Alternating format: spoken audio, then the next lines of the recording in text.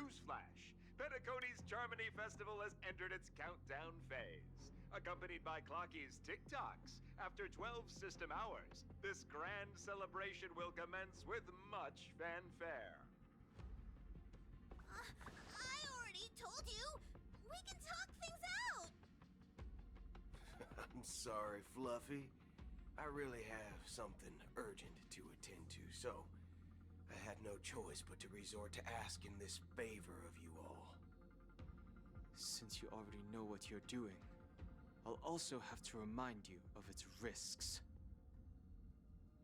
Hey, partner, what's with the hostility? I thought pulling this thing out was just a way of saying hello. For the last time, state your identity and purpose. My name's Boot Hill, and I'm a Galaxy Ranger. A Galaxy Ranger? You look like you seen a ghost. Did you think we all went extinct? Well, that's the price you pay for being off-grid for too long. The righteous heroes of the hunt would never hijack the Astral Express. I ain't hijacked anything. What, chatting with someone while holding the gun is considered a hijacking? It probably is. Pardon my frankness, but there are plenty of rumors in the cosmos regarding the Galaxy Ranger's current status, and none of them are pretty stories. Oh, this is hilarious. The tale that this bunch of fools spin is getting out of hand. There's even a bit about the Galaxy Rangers being turned into gibbons by Dr. Primitive, and they're in some valley screwing around on swings. Of course, I know you won't believe me, which is also why, similarly, I have a hard time believing that you're the real Nameless. See the bullets in this gun? 9mm, an eternal classic. I may need the Astral Express's help right now, but if you're an imposter just like that one, then this bullet might just end up in my head. I can't allow myself to be exposed to danger. That's just the way it goes, so you all have to first prove yourselves, eh? Huh? Where are you going?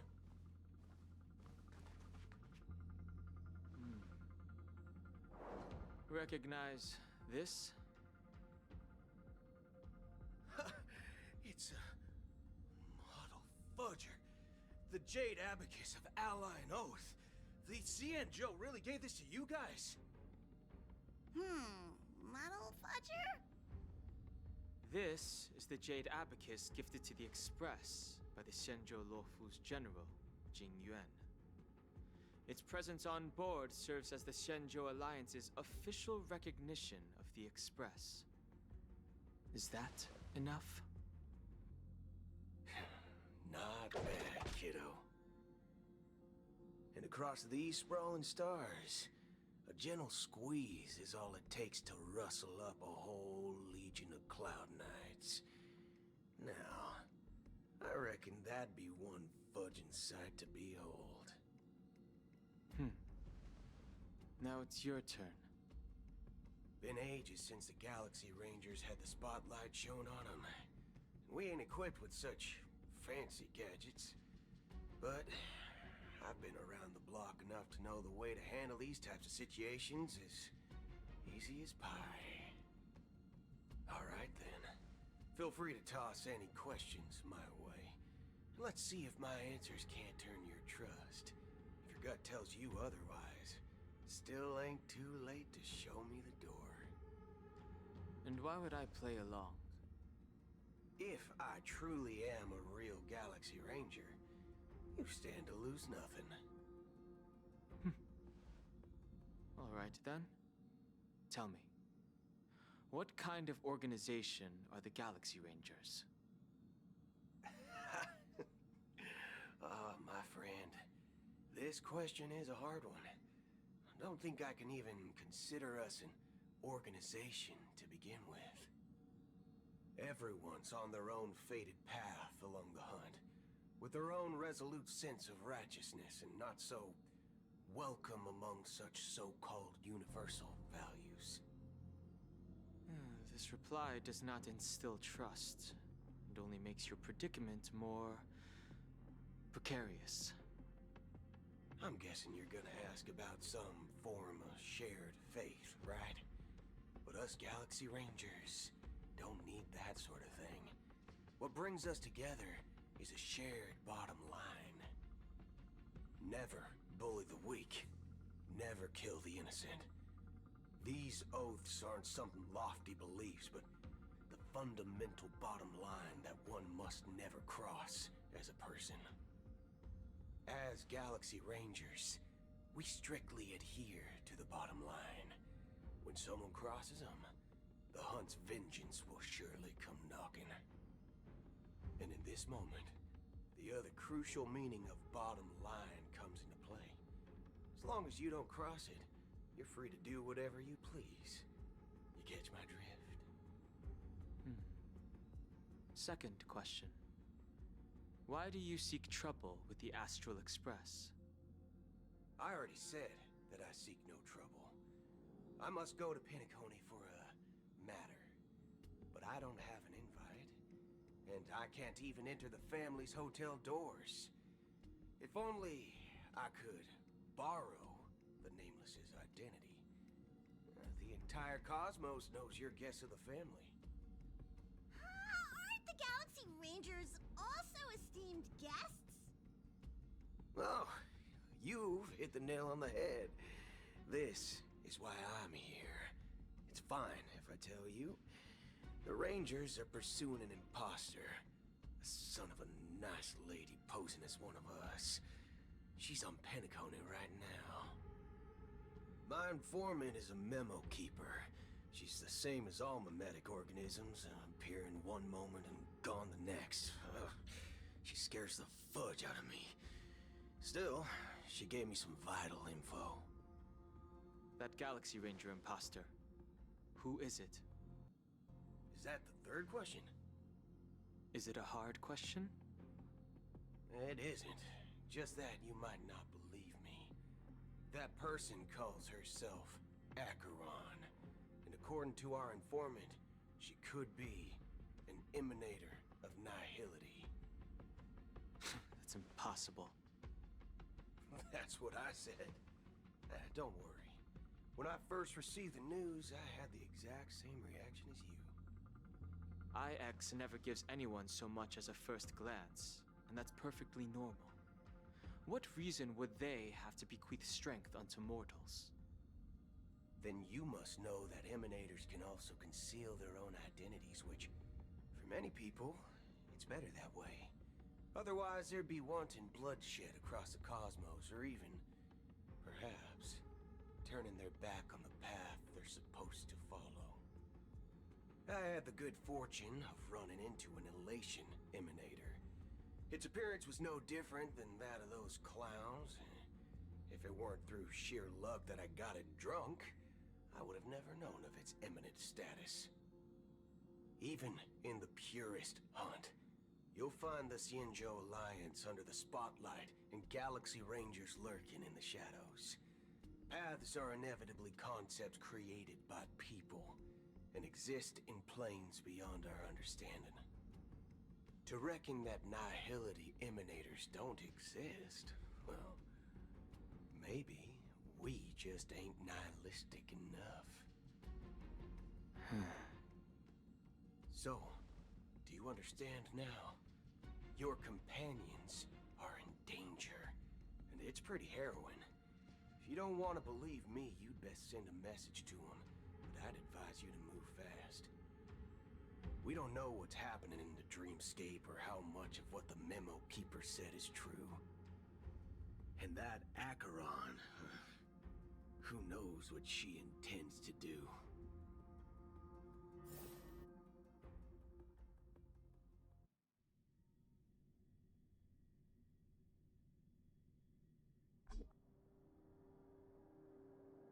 I don't intend to do anything. That's not up to you. Did Did you know?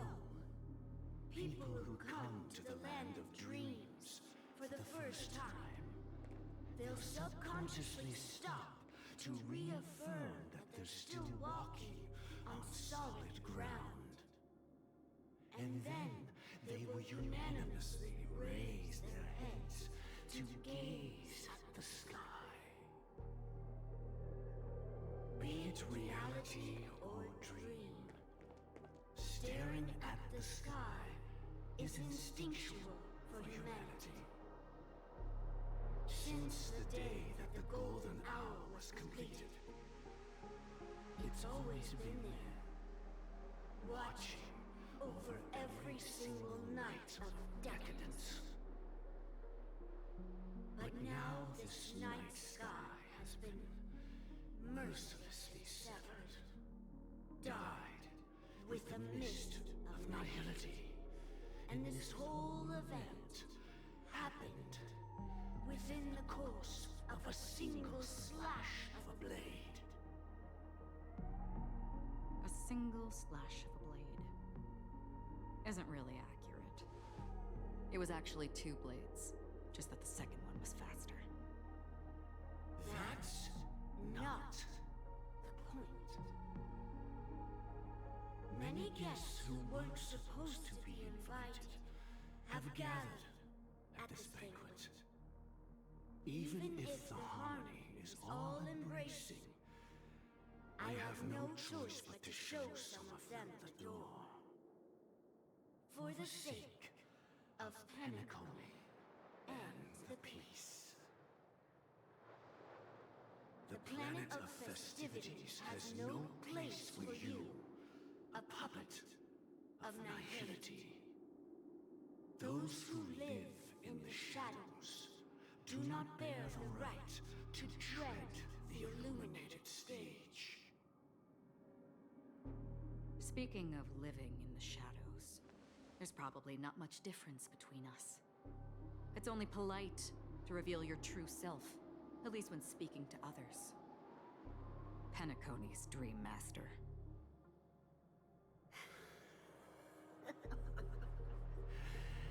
That's just another reason that you can't stay. Whether you believe it or not, this is the real me. We are one. Is this the unity that the family espouses? My mortal shell has long since dissipated. The Oak family's 107,336 offspring are now my eyes, ears, and mouths, spreading joy across dreams when required, and in times of essential need, exiling evil from this haven in my stead. From the sound of it, it seems like you're asking me to leave, Penacony. I am glad that you're an understanding one. Alas, I'm not asking. If you think you can. Are you threatening me? I ended it with a period. It was a statement, not a threat. Knowing who I am and still showing such malice. You're not the first, nor will you be the last. This scene played out many times before. And usually, when faced with my questions, most people retort, "Why can't I?" The result has invariably been that they can't. You are confident. But be reminded, the family is forgiving, but not weak. The chords of the harmony extend across worlds. If you do not comply, when the blade is unsheathed for even a hair's breadth, you will never be able to escape the the eternal Centurion's wrath in all of your lifetime. 137 individuals.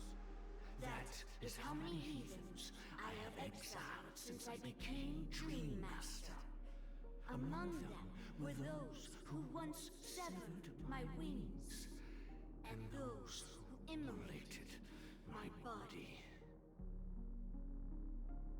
And here I stand again, about to add another mark to the tally. And you will die. I mean, all of you will.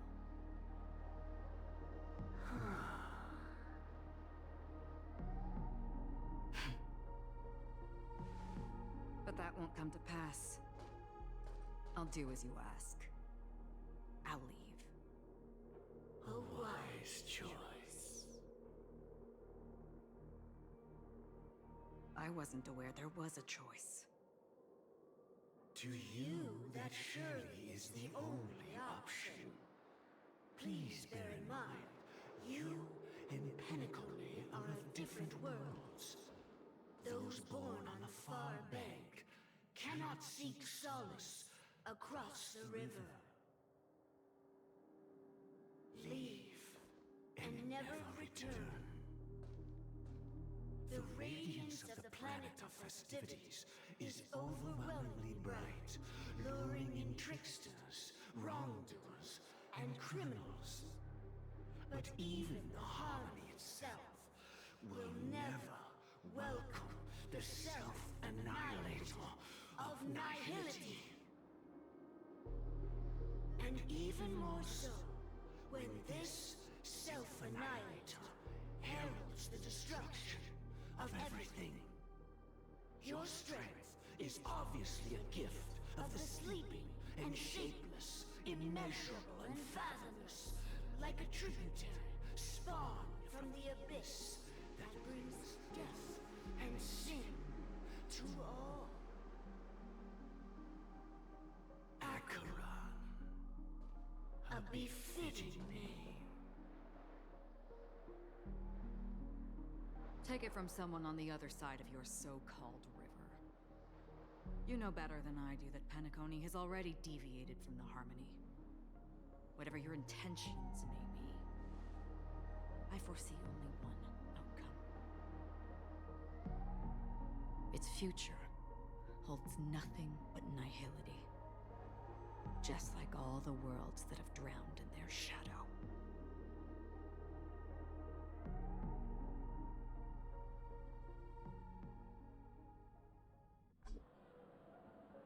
Attention, please. The unusual event that occurred moments ago was due to a technical malfunction at Clock Studios theme park.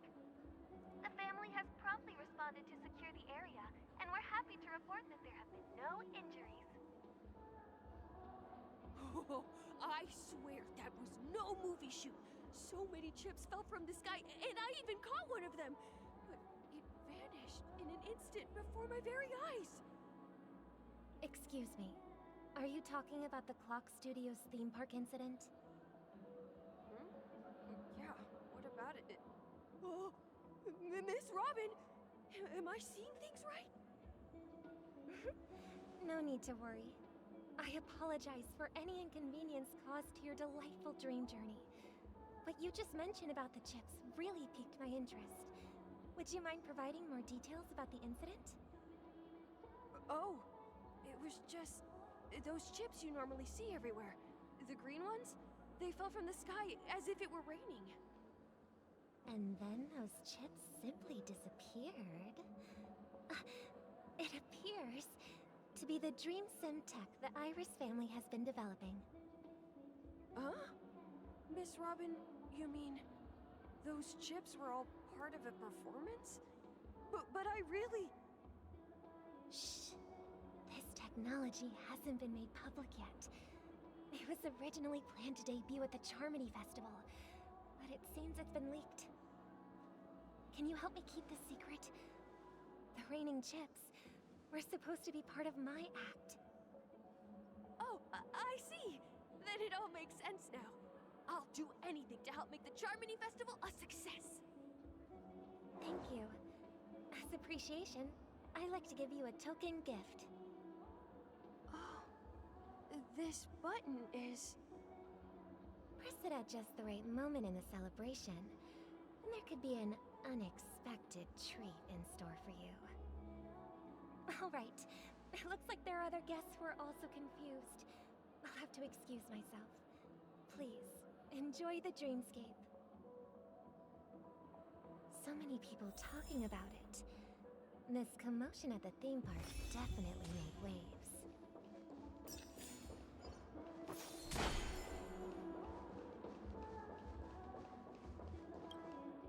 The family promised they would protect the guests within the dreamscape, but I witnessed a group of organic life forms making their way to the theme park. And soon after, a rip tore through the sky, and black rain started leaking out of the void. The family needs to provide a reasonable explanation, or I'll take my loved ones and return to reality. I thought the dreamscape was supposed to be a paradise. If it's not, then there's no point staying here. It appears the good sir has seen many great events. And it's true that an uninvited guest has unexpectedly entered the dreamscape. However, their target is not the ordinary guests, but the ambassadors of the IPC. The family will certainly ensure that the safety of the guests is of the highest importance. Miss Robin, I know the Bloodhound family has already sealed off the theme park and has control over the situation, but it won't resolve the problem. The family can try their best to protect their reputation, but as a guest, I don't wish to gamble with my life. But as you can see, sir, no innocent bystanders were affected in this incident. Perhaps the dreamscape is not as perfect as promised, but there's no place safer than dreams under the family's rule. I believe you know this better than I do. If this incident happened in real life, how many people would be able to walk away from it? I could stay here, but keep in mind, guests come to Penacony to enjoy the dreamscapes. They do not wish to be entangled in a conflict between the family and the IPC, so let's not have any more unnecessary incidents. Of course. With the Charmony Festival about to commence, we will spare no effort in our preparations. Rest assured. To express our apologies, the family has arranged this gift for the guests. Thank you for understanding.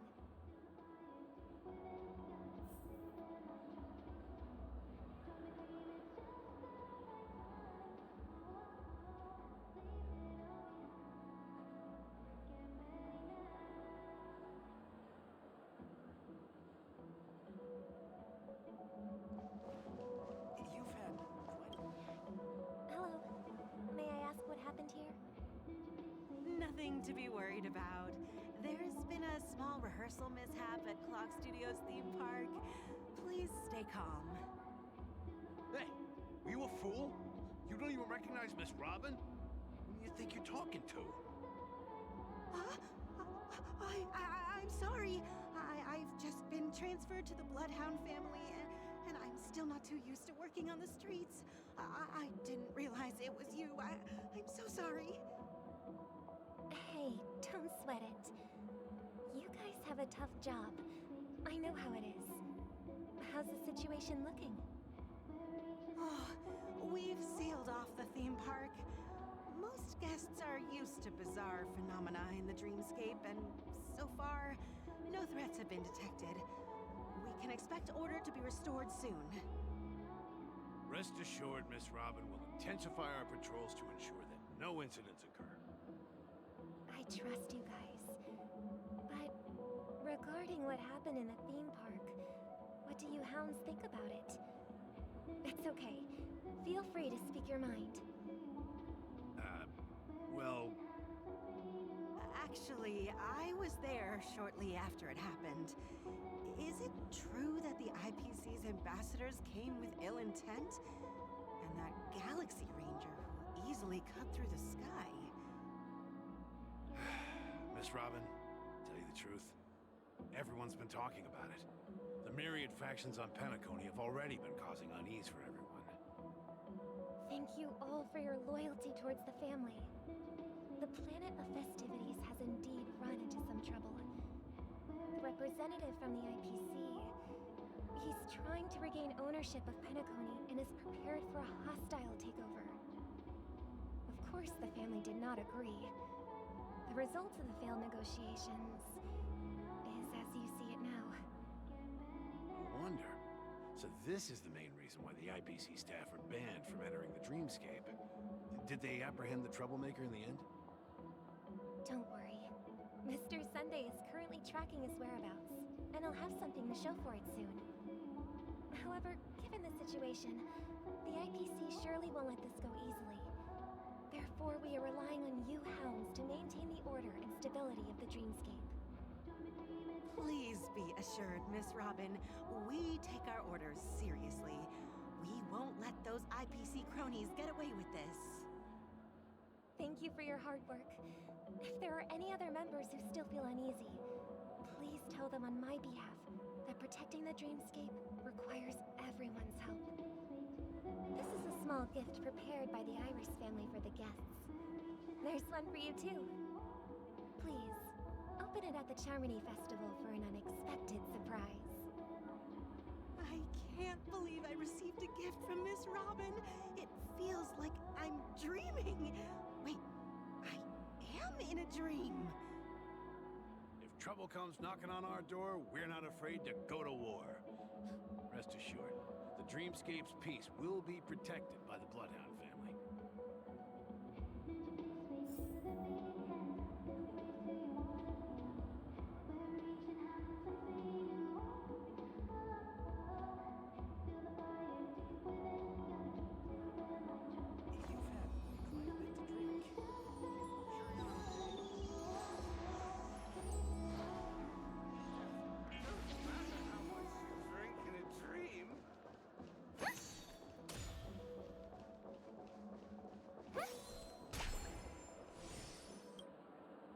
Miss Robin? That's the renowned cosmic superstar, Miss Robin! I didn't expect to meet a fan here. I'm honored.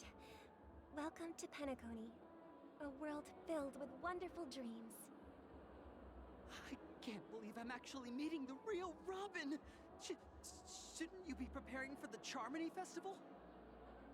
Preparation is important, but the ceremony is fundamentally about sharing the Great One's harmony with everyone. If there's a chance to sing with everyone, I will not refuse. Regarding the recent mishap, I understand it negatively impacted some of our guests. As a member of the family, it's only right for me to come forward and offer my apologies to everyone. But, are you sure it was actually a mishap? Everyone saw those chips descending like rain and the red light tearing through the sky. Claiming it was merely special effects seems a bit far-fetched. Plus, I met that generous gentleman. He looked really out of it and kept talking to himself. Is this also part of the performance? Everyone, please do not panic. I believe that the family will give everyone a satisfactory answer in due time. Even if you say so, Miss Robin, it's hard to believe. Some people just never listen, do they? It's never ending. It just goes on and on. I'm getting really tired of this. Miss Robin? Still, I suppose I should keep on helping everyone. I am the epitome of joy, kindness, and goodness, after all. Huh? What was I just doing? And, who might you be, miss? Here, take this, little guest.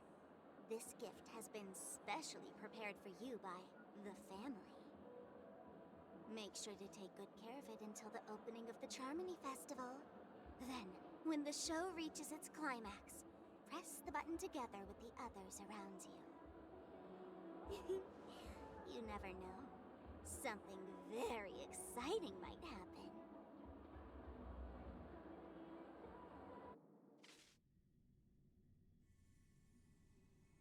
We're back to where it all began. You entered the golden hour from this place. And it is also from here where you will enter the true penacony. It is a pleasure to journey alongside you once more.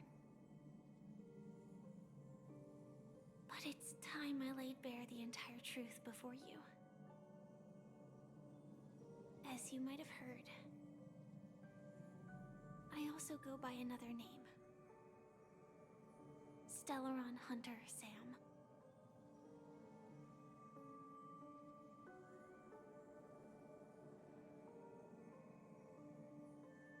I know you have many questions. Do you remember when we encountered death in that strange dreamscape? When I was caught by that meme? In that instant before it killed me? I saw the reflection of another dreamscape in its ghastly pupils. So, following the clues in the script, I came up with some theories about the meme. That's why I instructed Silverwolf to issue invitations, drawing everyone to the Dreams Hotel. I intended to call upon death before you arrived, to solve the riddle using more direct means, and then invite you to join. However, contrary to my wishes, I couldn't defy the script, and I didn't get a chance to explain it to you. It is how you see now. I was impaled by the bladed wings of death.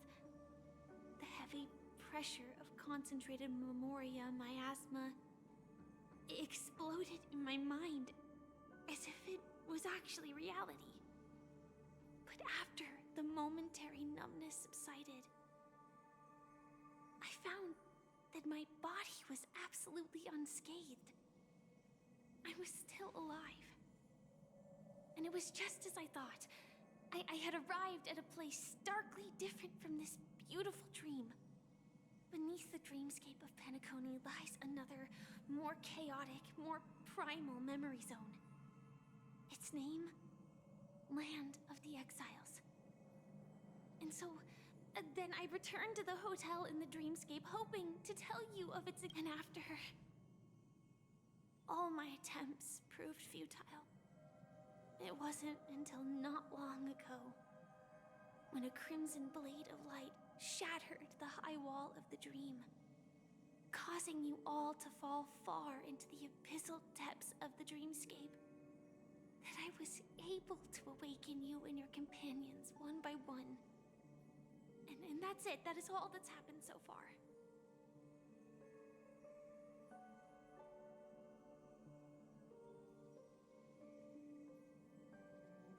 I know it's tough to believe all this without reservations. I just want to say, you are very close to the final answer. Just one more thing needs to be done. And then I can prove it to you. Now, let's leave this place. Please close your eyes. Take a deep breath and visualize the dreamscape's outline in your heart. And remember, you must not open your eyes at all times. 3, 2, 1. Don't be afraid. The one who has come to greet us has arrived.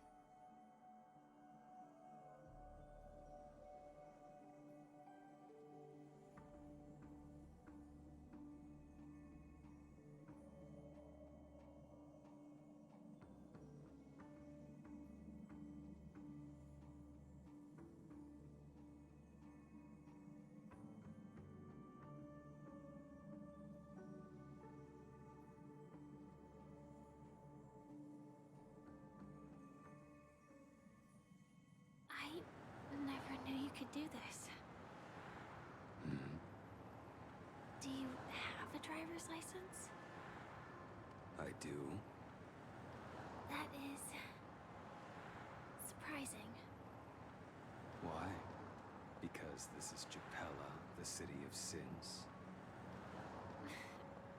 No, it's nothing. I'm just thinking that you haven't slept in 20 system hours. Are you sure you're okay? I'm fine. I'll survive. Same goes for you. I'm not so sure about that. Slow down a bit. Infiltration is over. Feel free to activate Sam anytime you'd like. There's still some time before the next part of the script unfolds. Let me stay a little longer in this body.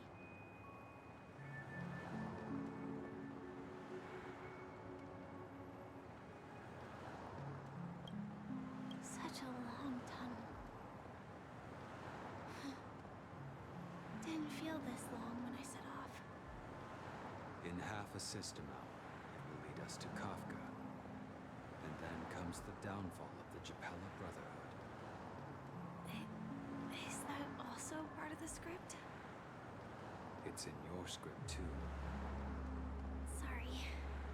I didn't notice. Their destiny won't change just because of your selective ignorance. I told you before, it's a bad habit. What about you then? Is this the moment you finally find the death you've been looking for? As always, it's a blank slate. It's not on this planet. Why the sudden inquiry? Because I'm currently in a car with a sleep-deprived driver. I just want to get there in one piece. This car has full self-driving capabilities. I'll just put my hand on the steering wheel. Will that do? Hey, don't take everything so seriously. Elio would always say there's only one type of destiny. The inescapable type. He can see the future, and we, likewise, are aware of our predetermined end. But before that moment arrives, we can still choose what we do. We all have this right, don't we?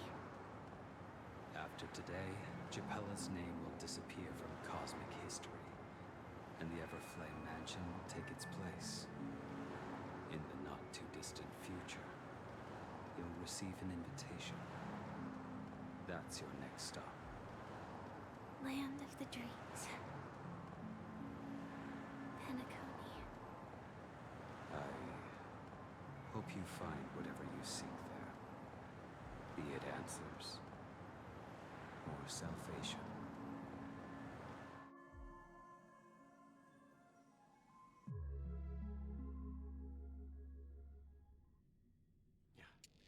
Glad to see you're safe and sound.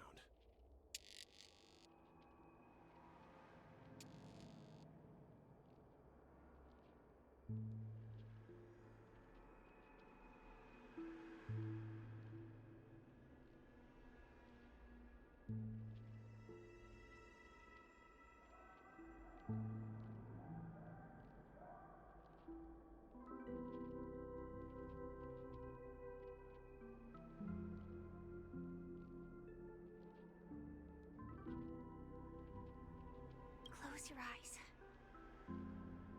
This is the answer. Isn't it incredible? The monster that we have always known as Death is actually the guardian of the land of the exiles. It abides by a certain rule, abducting people from their dreams and bringing them here. The question that has been perplexing us, does death really exist in the dreamscape, appears to be a cognitive trap. It was laid by those orchestrating events from the shadows to cover up the truth behind the disappearances and the existence of this fortress known as Dreamflux Reef. Every emergence of that meme is related to the Watchmaker. Since Dreamflux Reef is where it brings its captives, it's likely that many of our long-standing questions will be answered in this place. The atmosphere here is starkly different from the beautiful dream. There are no regulators here like the family. And they all look like they're mildly dazed. But from the whispers of the residents, I've heard a familiar name. Gallagher. It's that man again. Always in the right place at the right time. Though that does save us the trouble of looking for him. Himiko and March have already made a move. Get ready. We're about to set off. The real dreamscape. The land of the exiles. Before we go, should we speak to everyone first? I'm really sorry for waiting until now to tell you everything.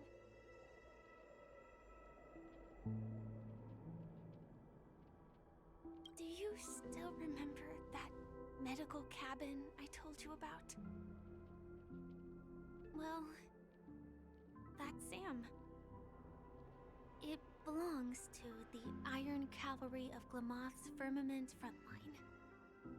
A Firefly Type 4 Tactical Heavy Assault mech. It is the cradle of my vitality. And the meaning of my birth. And for the longest time it was... how I should have looked to the rest of the world. Elio only gave me one instruction. Allow the Astral Express to pursue the Grand Legacy. It means that the Watchmaker's legacy holds great significance to trailblazing. And to you. Elio's scripts used to revolve and expand around certain specific Stellarons. But with your appearance, this condition has apparently ceased to be appropriate. Perhaps he also saw the impossible in the future. 2 reasons. Firstly, the script. In the future that Elio saw, Sam and the Astral Express's confrontation was inevitable. I tried to break the shackles of the prophecy, but this is as far as I could go. That aside, there were also my personal motives. I wished to travel with you as Firefly, and not Sam.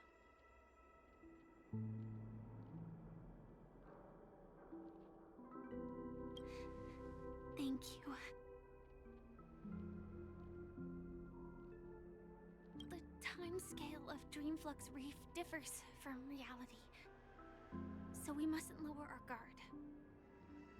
You're sensitive to Memoria. A slight misstep, and you could get lost in this memory zone.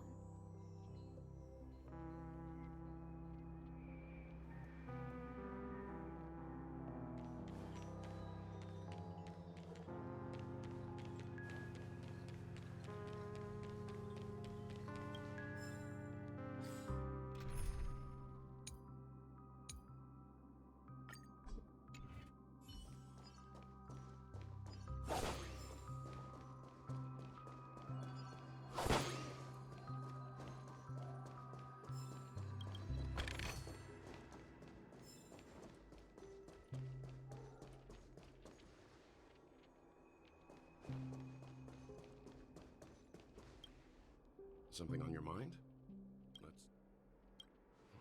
No wonder Miss Acheron is so averse to drawing her blade. It's hard to imagine such terrifying power could reside in an ordinary sheath. If it weren't for the fact that Aventurine's power originated from the preservation, the entire dreamscape would have been affected. Don't feel burdened by this.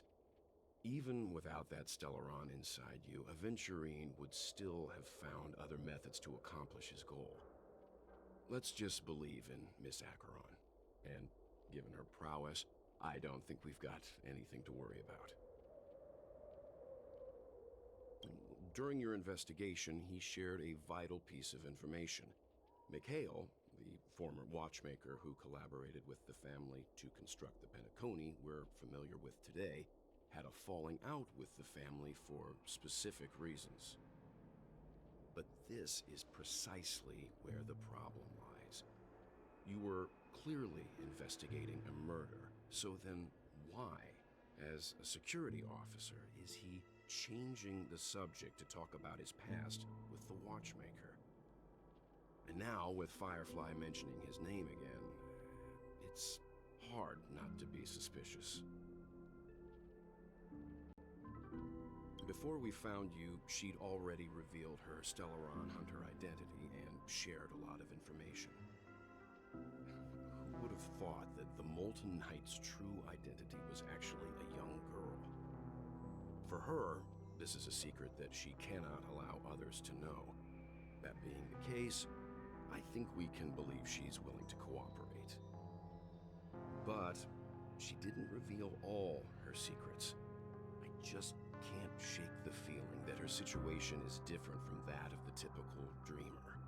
And I hope that doesn't lead to any dangerous predicaments. I hope you've regained a little composure.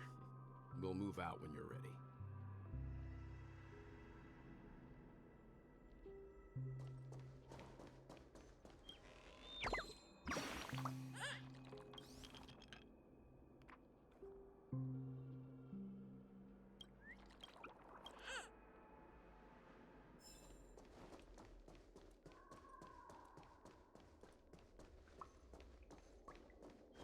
Keep going straight down this alley, and it'll lead to an elevator.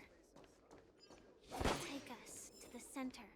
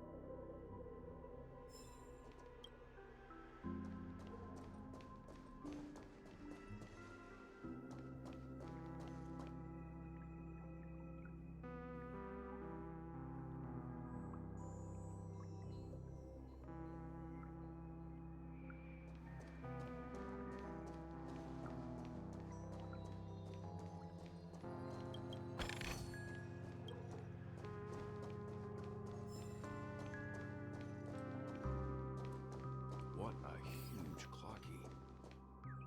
Looks like the watchmaker also left his mark on Dreampool.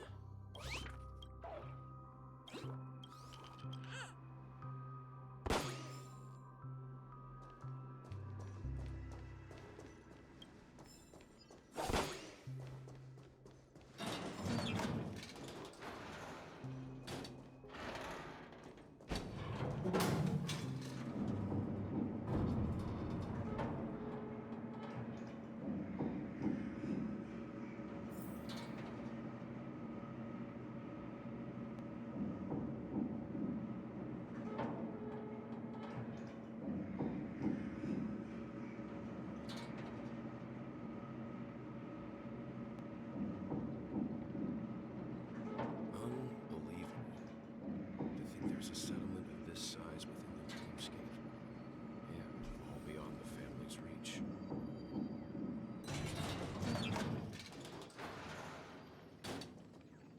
The atmosphere in this fortress is pretty different from that in the beautiful dream. When I first saw it, I was in awe too. The sky here, it's like a reflection of the 12 dreamscapes. What's even more bizarre is that this place is also separated into trade and residential areas. The layout may be simple, but the facilities are very comprehensive.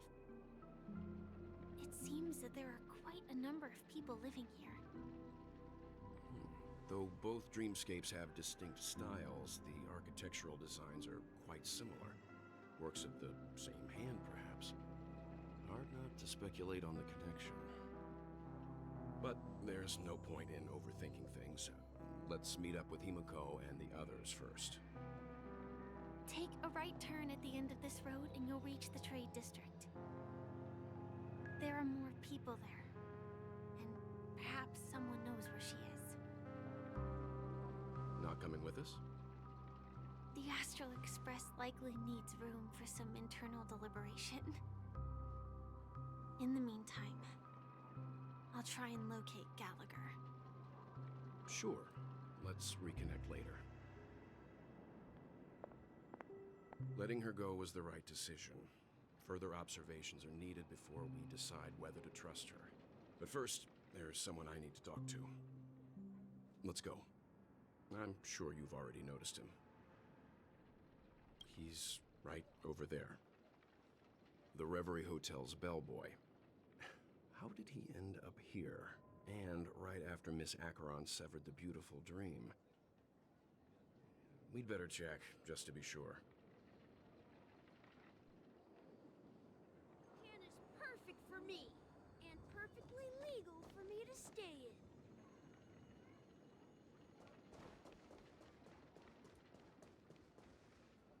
Huh?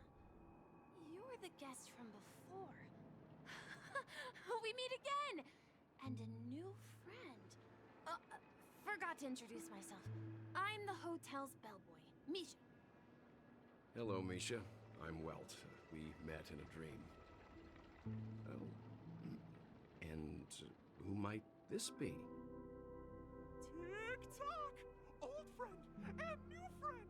Let's high-five! Your, memory zone meme? Nope. Clocky is a good friend of mine. We all live here. How did you two get here? This dreamscape isn't supposed to be open to the public. I wonder if it has something to do with Sleepy. So, this is your home? Yep. After my work in the beautiful dream ends, I'll go back home. Commuting used to be more convenient, but ever since travel became cumbersome, Sleepy started ferrying people back and forth between the two dreamscapes.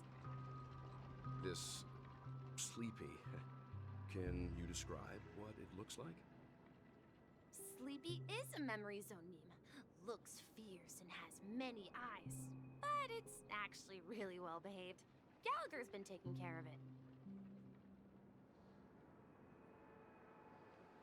Based on the description, that meme is indisputably death. A nightmare for the family, but for the people who live here, well, that couldn't be further from the truth. Death? Not in a dream, surely.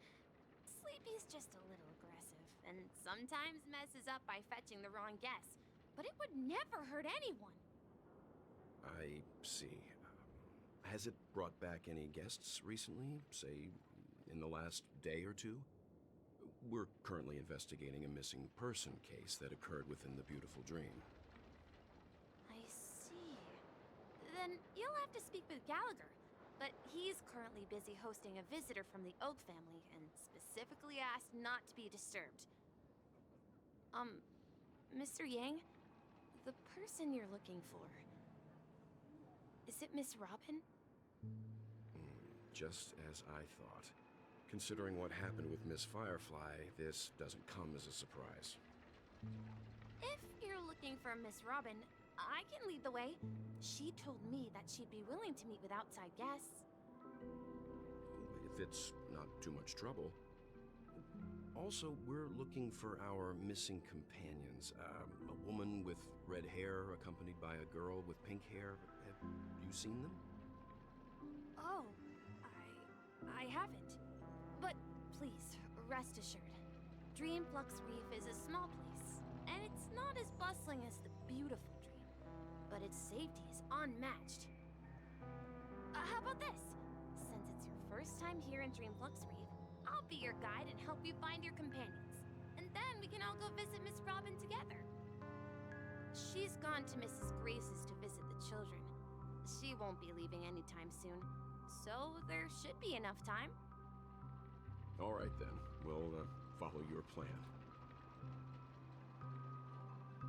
Well, we now know the answer to both murder cases that have caused such commotion in Penacony. As for the intentions of the mastermind behind it all, we're still none the wiser.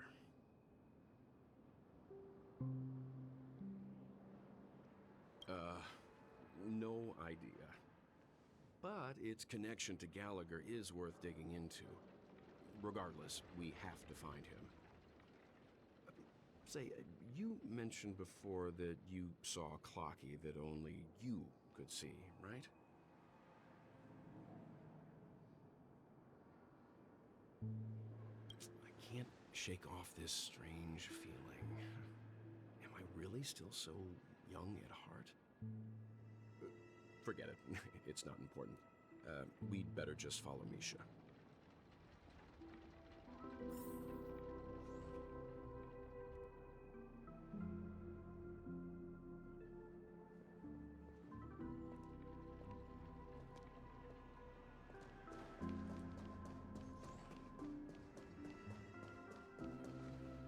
Everyone, look!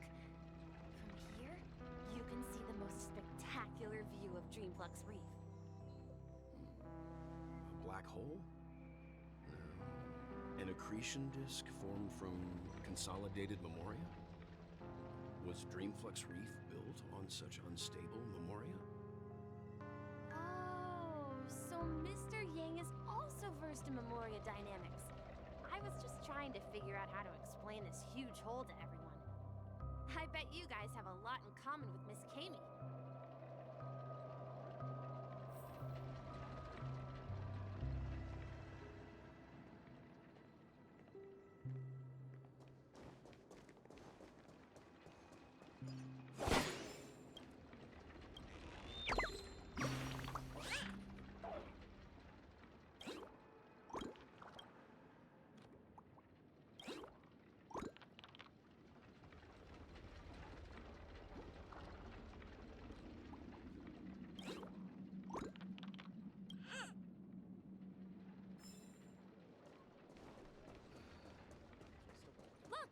There she is! My calculations are finally done. In another 10 system hours, the above dream will swallow the dream below. My hypothesis was correct. This place will cease to exist as the dream devours everything. Who are you all, and why haven't you left yet? This place is about to disappear.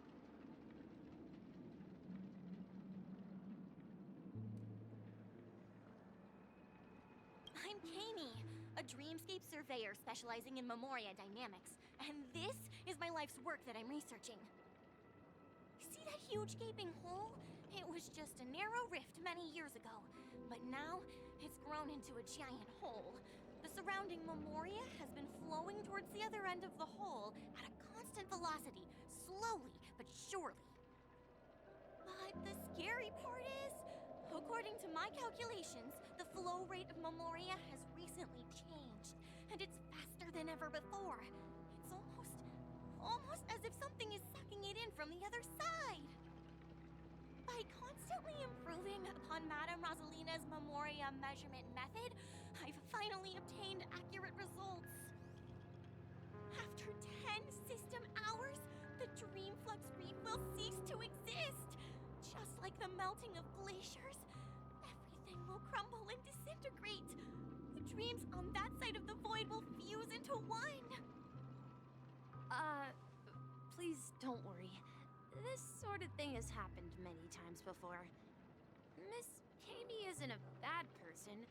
She's just a bit lost in her own world. She'll probably realize she's wrong soon enough. You don't say. There was something else that piqued my interest.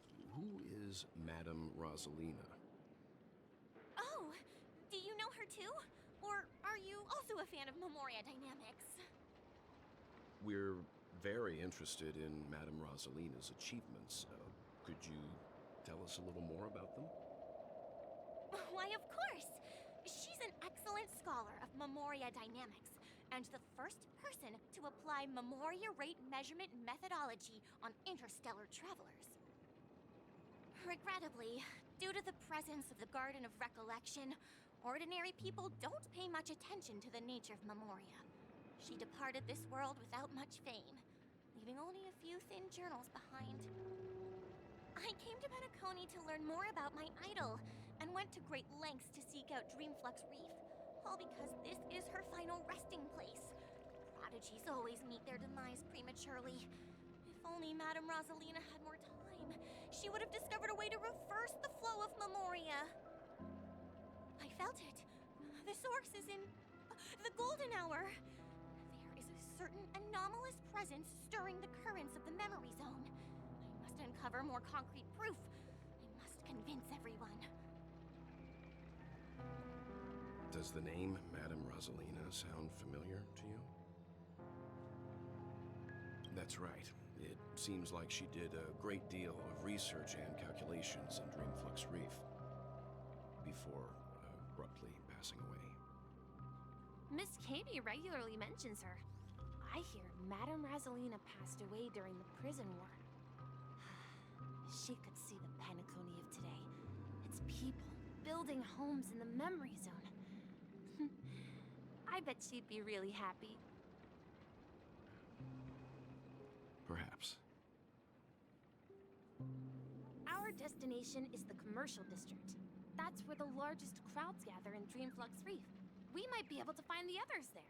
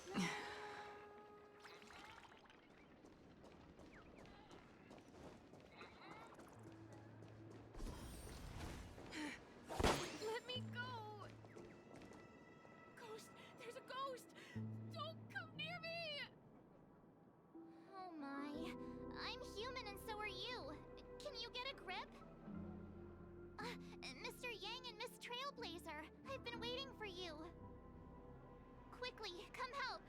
I bumped into a member of the family on the way here.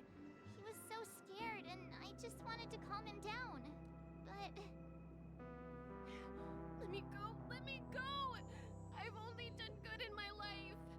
Why can't I rest in peace after death? Well, this is how it turned out.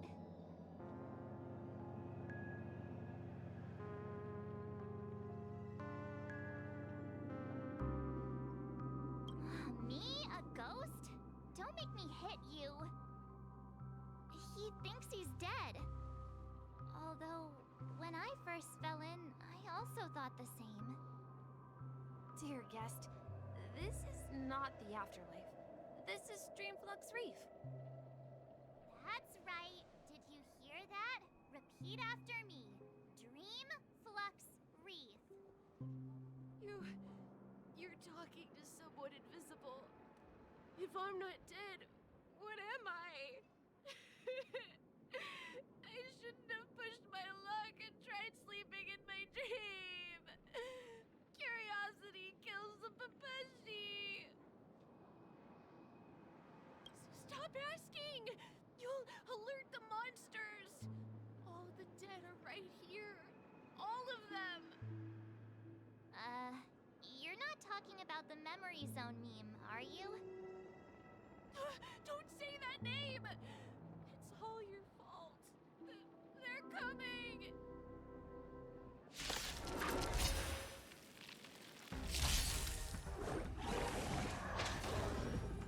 Let's play for a while. Feeling spiffy? Your end approaches.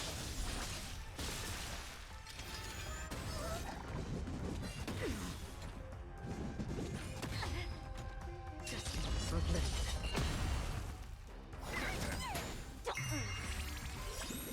Can you find the answer?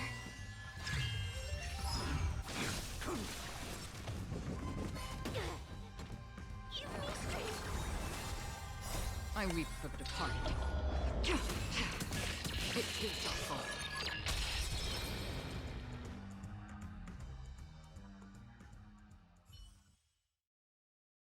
He passed out. His intense negative emotions attracted the nearby memory zone memes. I see. But why aren't the other people around here scared? Unlike in the Sweet Dream, people here don't see Memory Zone memes as dangerous monsters. And even if they pose a threat, people can easily escape by forcing a wake-up call. But we can't just leave this man here. Can we take him somewhere safe? We can ask Jessie for help. I've gotten to know many locals while waiting for you guys. Everyone here is living a self-sufficient...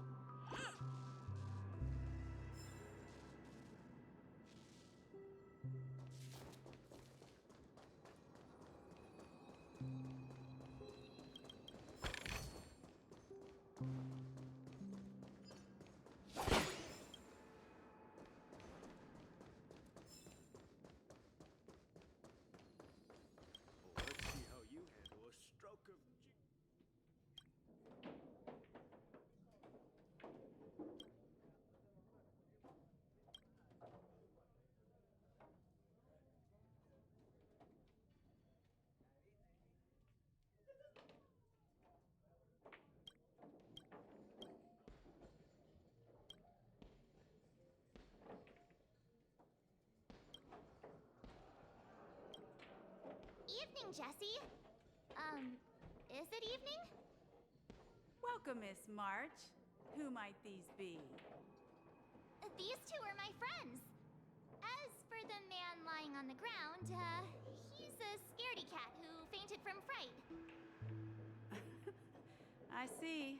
Another poor guy who accidentally ended up here. I'll take care of him. There have been a lot of new faces lately. Things must be tough in the beautiful dream. The few remaining havens of freedom in Asdana will soon face trouble. Do such things often happen here? Not really, but they're becoming more frequent now. Guess it's one of the signs of the Sweet Dreams collapse. This man has had quite the shock.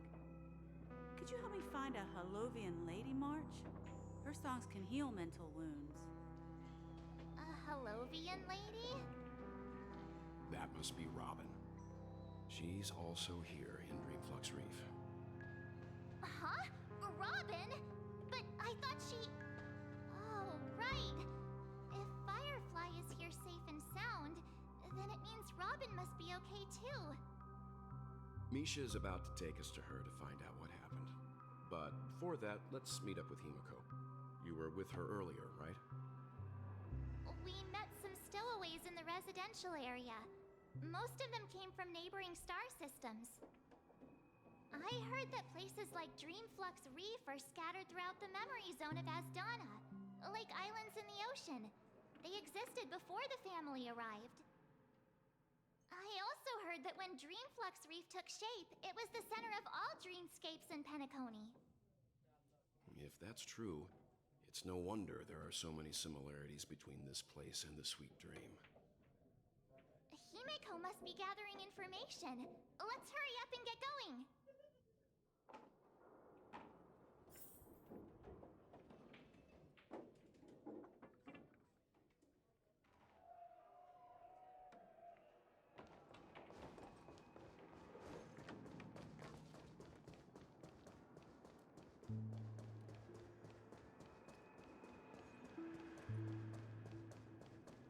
This is where we split up. She can't. So that's how it is. I never imagined we'd gather the remaining details here. To borrow Gallagher's catchphrase, what an unpredictable twist of fate. Himeko, here they are. Ah, perfect timing. Now that everyone's here, I'd like to introduce everyone to Micah, who's partly in charge of the Land of the Exiles. Micah, these are my companions. It's a pleasure to meet the Nameless. You know us? I've been keeping an eye on you since the day you arrived in Penacony. We would have met under more appropriate circumstances if Dreamflux Reef hadn't been isolated from the 12 dreamscapes.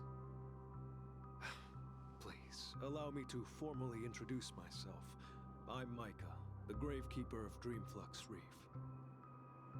Gravekeeper? Life in Dreamflux Reef is pretty liberating.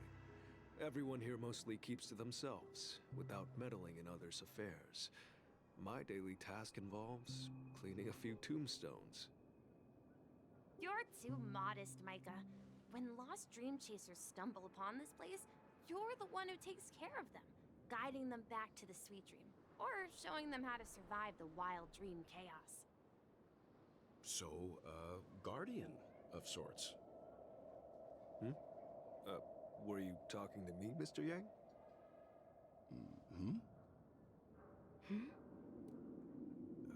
On that note, Mr. Mika, which tombstones are you referring to?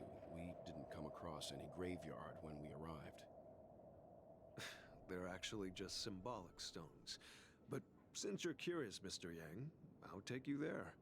I have a feeling you might find something of interest there. But before that, you have an important guest joining you. An important guest? Who could it be? This way, please. The roads here in Dreamflux Reef are a bit run down, so watch your step.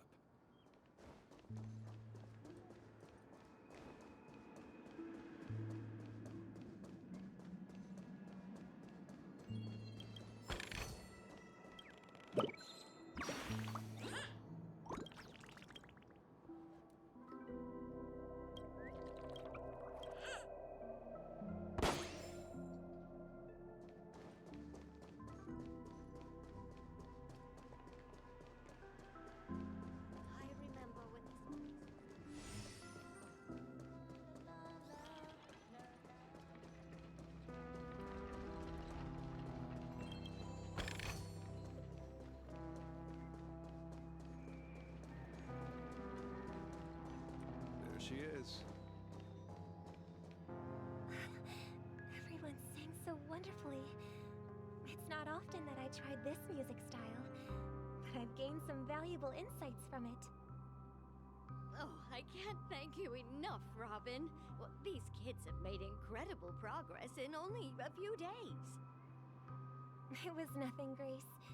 I merely taught them how to sing. It was you who brought hope into their lives.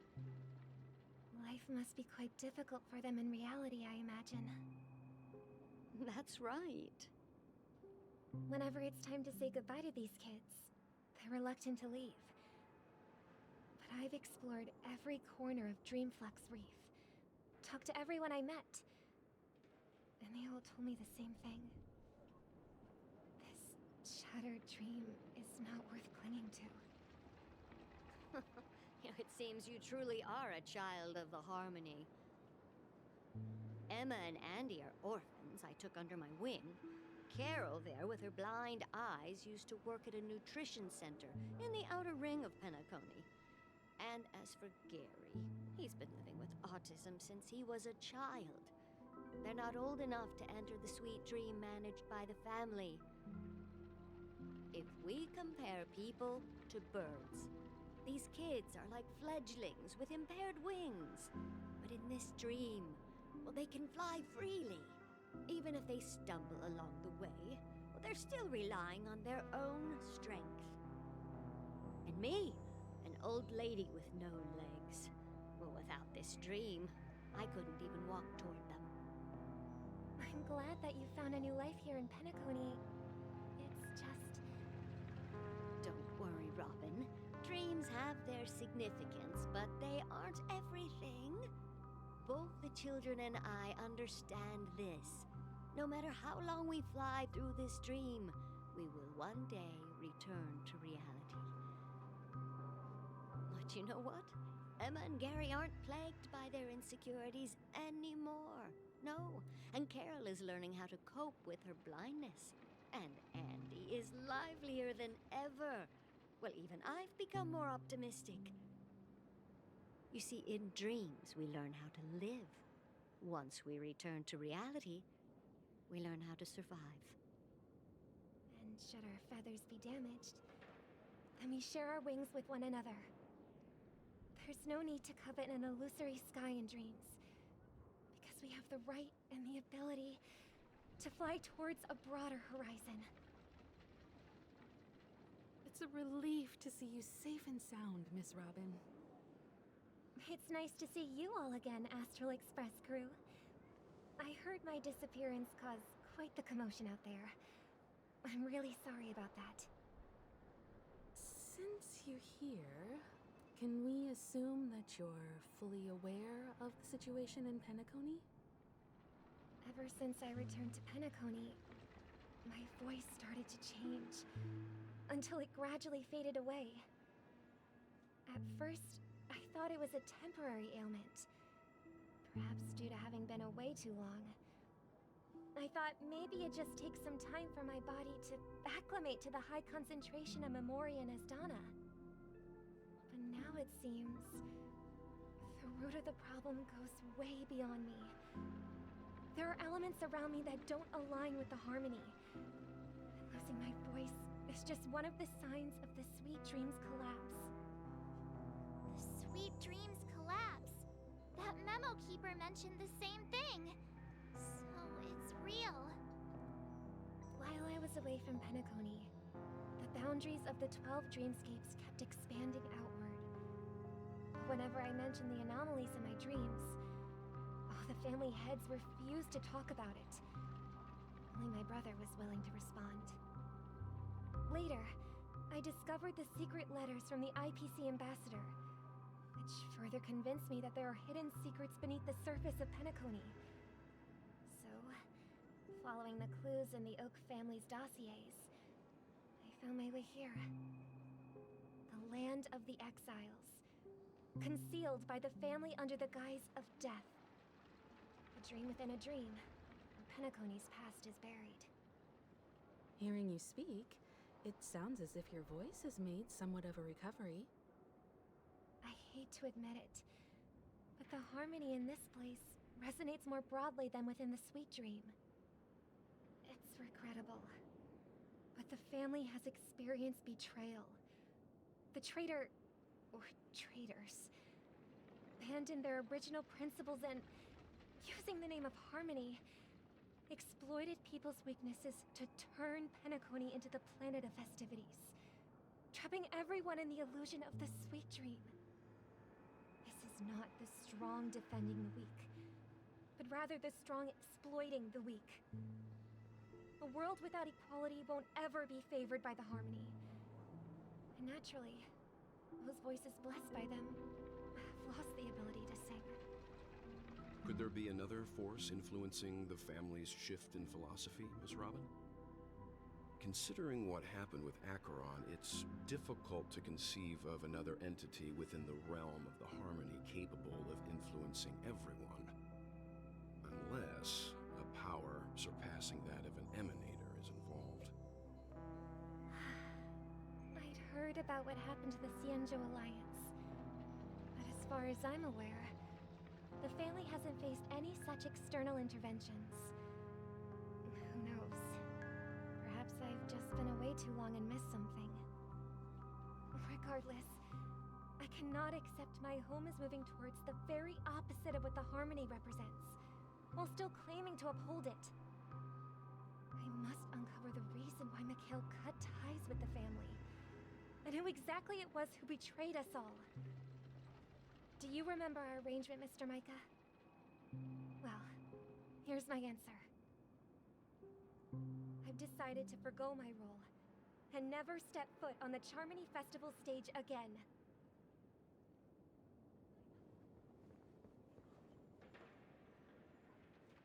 Look here, brother. A little bird. Looks like a fledgling Charmony dove. But Charmony doves don't live here. So how did this little bird get here? Maybe its parents abandoned it? It looks weak and frail. Why don't we find something soft and make a nest for it? This place is too dangerous for a fledgling. Let's take it with us. We can put it on the wooden shelf in front of your window. Okay. A bird like that must have a beautiful singing voice. But where will it live? I'll ask the family head to build a cage for it. A cage? But then it won't have the freedom to fly, right? Let's see. What is it that has captured the attention of the two best interpreters of the Great One? To the point that they've forgotten how to enjoy their dessert. Oh, poor little thing. Doesn't look like it's doing well. Do you want to rescue it? I do. But I don't want to lock it up in a cage. Why? Even if it's small and not fully feathered, and can't sing, it didn't come into this world just to be locked up in a cage. Birds, they should be flying free in the sky. That's quite the romantic idea. And what about you, a young scholar? Do you agree with your sister? I think she's right. But if we leave it out in the wild, it won't survive for more than a few days at best. Ah, I see. It seems our little scholar is still a bit unsure. Well, let me tell you youngsters a story. As you probably know, Charmony doves can fly through the air.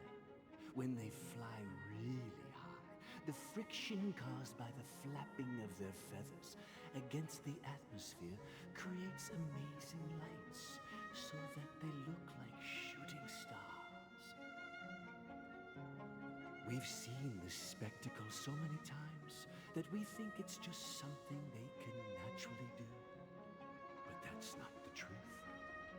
Their radiant display is the result of countless struggles against nature over generations. Their ancestors were too weak to survive on the ground, so to escape predators, they started seeking new opportunities in the air. After countless attempts by many generations, one of them finally figured out how to fly. It soared into the sky and never looked back at the ground again. So, you mean birds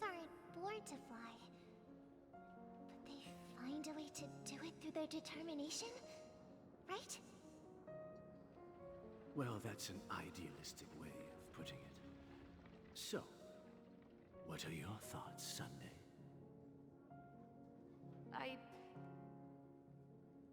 I think people believe birds are meant to fly because they've never seen those birds crashing to their death. That's an interesting perspective. So, have you decided what to do with the bird now? For now, I'll keep it in a cage until it can take care of itself because I want it to live, no matter what. Well said, kids. It seems each of you has found your own answer. Your insights are truly remarkable, and I hope they come true in their own way. We will take good care of it, won't we, brother? Yeah, but Mr. Gopherwood, there's one thing I don't quite understand. And what might that be, my son?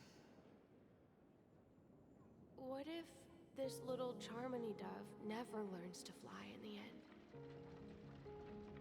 I mean, if there are fledglings in this world that can never fly throughout their lives, should we let them go back to the sky, only to see them crash to the ground and die? Talking in your sleep, Birdie? Time to wake up.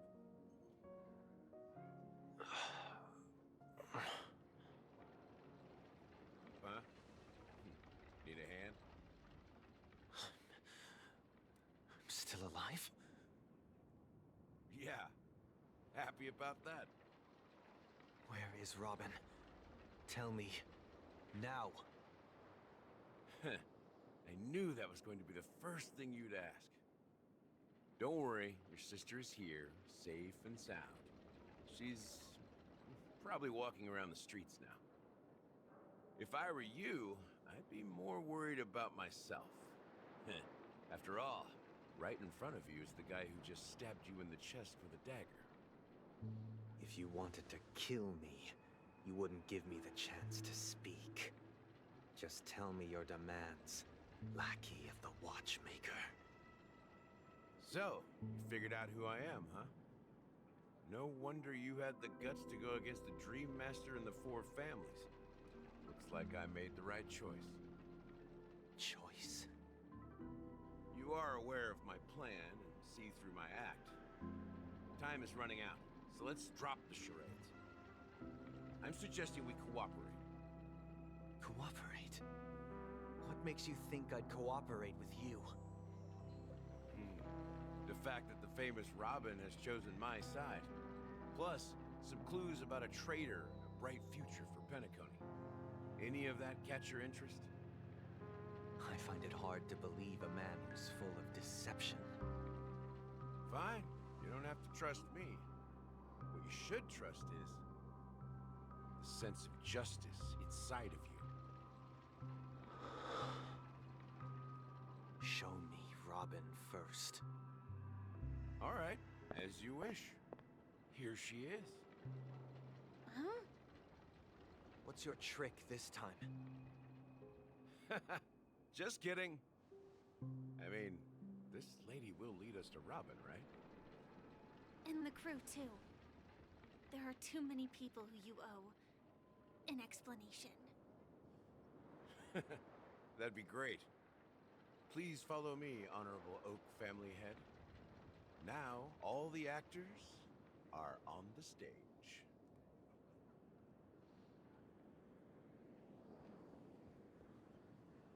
This is the monument I mentioned earlier. The names inscribed on it should be familiar to all of you. Rosalina and Tiernan. When Penacony was known as a frontier prison, it was the Trailblazers who connected it with the stars. They were the heroes who saved Astana and their names deserve to be immortalized, not just on the small stone tablet, but in the annals of history for all of time. However, today, the planet of festivities is nothing but sweet dreams. That heavy piece of history is all a distant memory. Just like that prison. If their names are inscribed here, then that means... According to Micah, they died long ago. Rosalina was killed during the War of Independence. She ventured alone into the heart of the star system to investigate the flow of Memoria, but she never returned. Tiernan was a skilled gunslinger, strong and reliable. He led the people through countless battles, but he didn't live long enough to witness the arrival of true peace. In the decade following the war, Penacony faced challenges internal and external. To protect Asdana, Tiernan took up the way of the Trailblaze and led the Lampmoth family to explore beyond the system, only to be surrounded and wiped out by the swarm.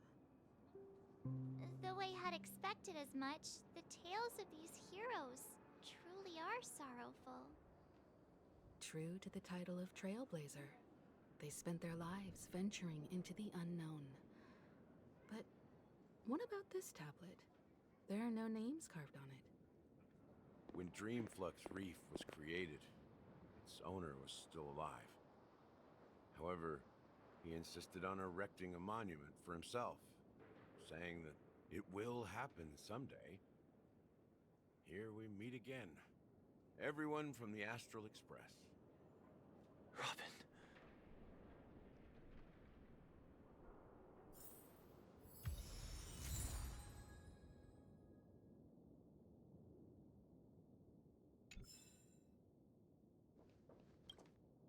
I promised to give the siblings some privacy, so let's talk about our business first. What do you say? That sounds sensible enough. Since you went through the trouble of gathering the family head, the crew, and the Stellaron hunters, I'm guessing you have something important to say, Mr. Gallagher? Oh, is it that obvious? The look on your face is practically screaming, I'm the one behind all this. You're right, Mr. Yang. It is indeed time to come clean on everything. The siblings already know what they need to, and they've made their choice. But you, Nameless, arrived a bit late. So it's only fair that I answer your questions. Before we begin, let me reintroduce myself. I'm the founder of Dreamflux Reef, the deputy of the Watchmaker, and the one who sent out that invitation. As Gallagher, the history fictionologist, I humbly extend my greetings to you all. History fictionologist? So what, everything you told us was made up? Well, don't worry. Almost everything I shared was true. Well, except for the part about the family accepting me back. I double-checked with Micah, and everything he said about the family, the Watchmaker, and Mikhail is true. Thank you for your understanding. Now let's get down to business. I'm sure you're all wondering why I went through the trouble of setting up this battle for the legacy, inviting different factions, and stirring up a ruckus all over Penacony. Well, it all boils down to something very familiar to all of you. The Stellaron. The Stellaron? But how is that possible? Penacony is a free-flowing interstellar hub. There are no signs of contamination whatsoever. You're totally correct. So, care to take a guess at what that means? How keen. Well, what should I say? I expected nothing less from the person here who is the most familiar with Stellarons. The sweet dream doesn't come out of thin air. If you think of the memory zone as the sea, creating the land of the dreams is like filling that wild ocean with earth to make an island. To achieve this feat, Without the help of an Emanator of Remembrance or Enigmata, the only way is to use a Stellaron. And that's not something you can achieve with a simple wish. It requires vast quantities of knowledge, time, and manpower. I'm sure you get what I'm hinting at. In Azdana, the planet of festivities itself is a...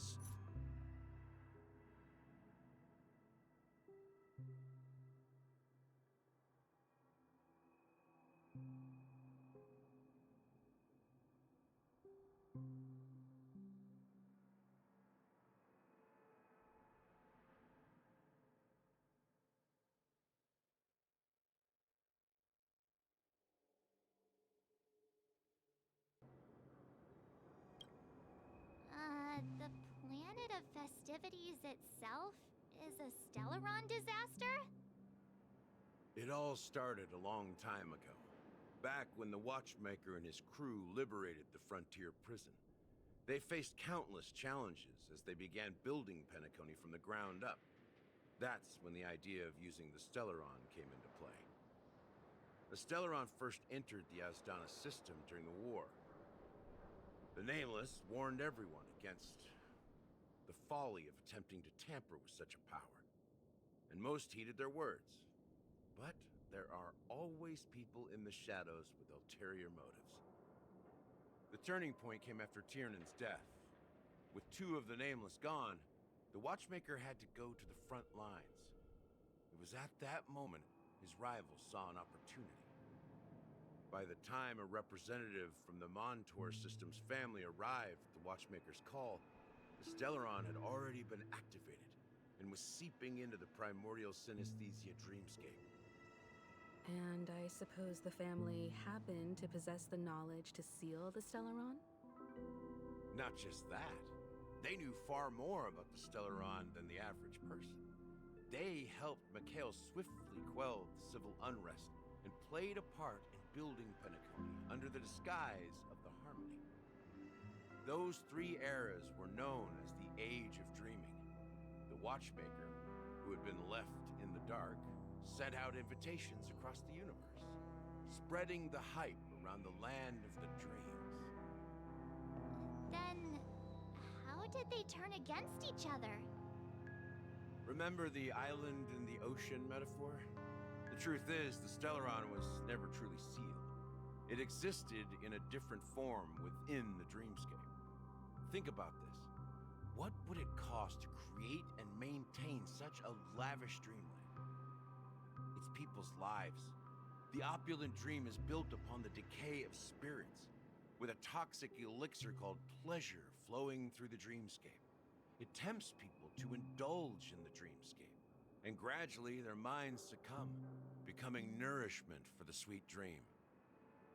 Confusion, laziness, and cowardice, weaknesses that plague humanity, were magnified and nourished by the family. Penacony became a new kind of prison, even more impenetrable than the previous one. Sadly, we realized this far too late. By then, the family had a firm grip on Penacony, swiftly quelling any opposition that arose. At my wit's end, I had to use the power of the Enigmata, and sought refuge in this chaotic realm. Over the years, I created a meme within this dream for our use. Dormancy. That's its real name. We exploited a loophole. You see, regular people can't fall asleep again while they are inside the dreamscape. So this is the true meaning of the impossible. You sent out invitations in the Watchmaker's name to find forces capable of resolving the Stellaron disaster and draw them into Penacony to uncover the truth. It's not just that. Above all, I wanted to see what happens when the major factions engage in a struggle for the legacy. Since this is the Watchmaker's first announcement in decades, the traitor within the family is bound to reveal themselves. So, the legacy is just a facade. If you want to consider the Stellaron as the legacy, I'm totally fine with that. If that's the case, where is the Stellaron now? That's a question for Mr. Wings. The The Stellaron is still under the family's control, and as the head of the Oak family, I'm sure he holds all the answers.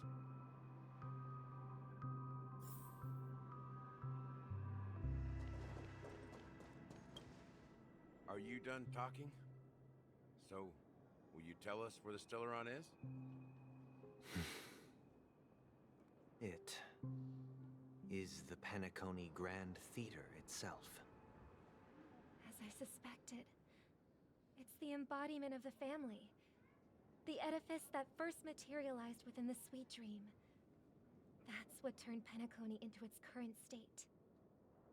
As for the person who employed its power, it is in fact Mr. Gopherwood, the current Dream Master. Well, that was easier than I thought. Did you conduct your own investigation already? Correct. When I was trying to track down the person who murdered my sister, apart from you, Gopherwood was my second suspect. Confronting me first turned out to be a smart move on your part. I didn't have other options. The Dream Master has been elusive, and even the heads of the families can hardly get an audience with him. Moreover, Mr. Gopherwood has been kind to my sister and me. And I didn't want it all to end like this. What do you mean by that? To be honest, my brother and I are also victims of the cancer of all worlds. We grew up as orphans, and were adopted by the family when they came to help. Mr. Gopherwood recognized our potential and brought us to Penacony.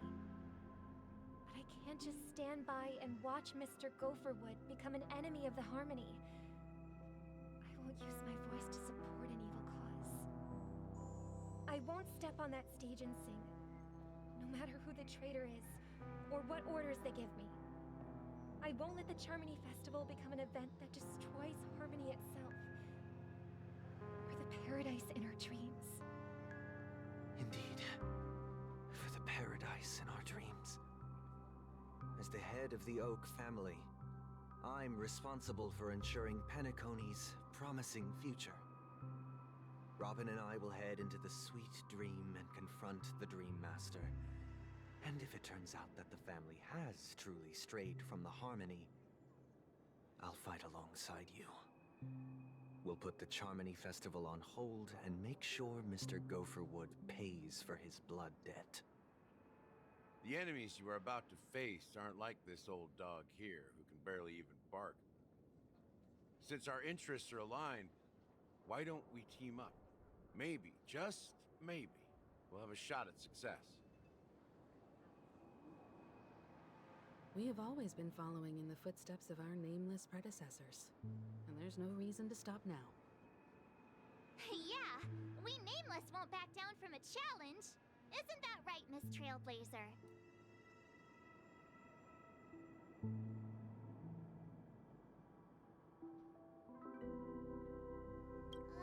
That line actually makes me a bit nervous. Rest assured, sitting on the sidelines isn't in our nature. Mr. Sunday, Miss Robin, I'm willing to accompany you on behalf of the Astral Express.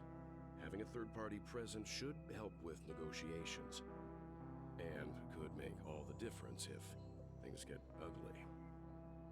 Thank you, Mr. Yang. Thank you all very much.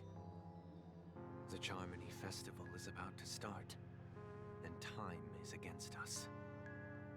We must hasten. Everyone, let's gather over here.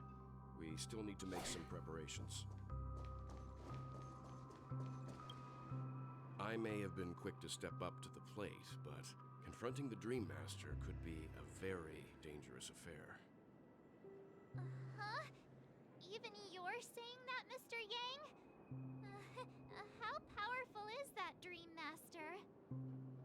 He's the leader of the families of Penacony, and he has the entire power of the Harmony behind him. Not to mention the Stellaron in his possession. We must proceed with great caution. Maybe you can just stay behind this time, Mr. Yang? No, that won't do. Even if we count Robin as an ally, something felt off about Mr. Sunday just now. Although, I can't quite put my finger on it. I have to make sure he won't turn against us when things start to get dicey.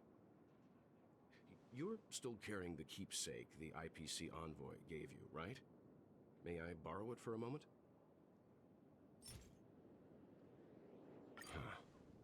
I knew it.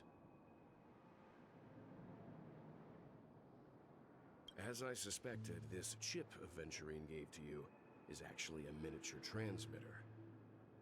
If I'm right, he intends to use it to track your location or contact you when needed.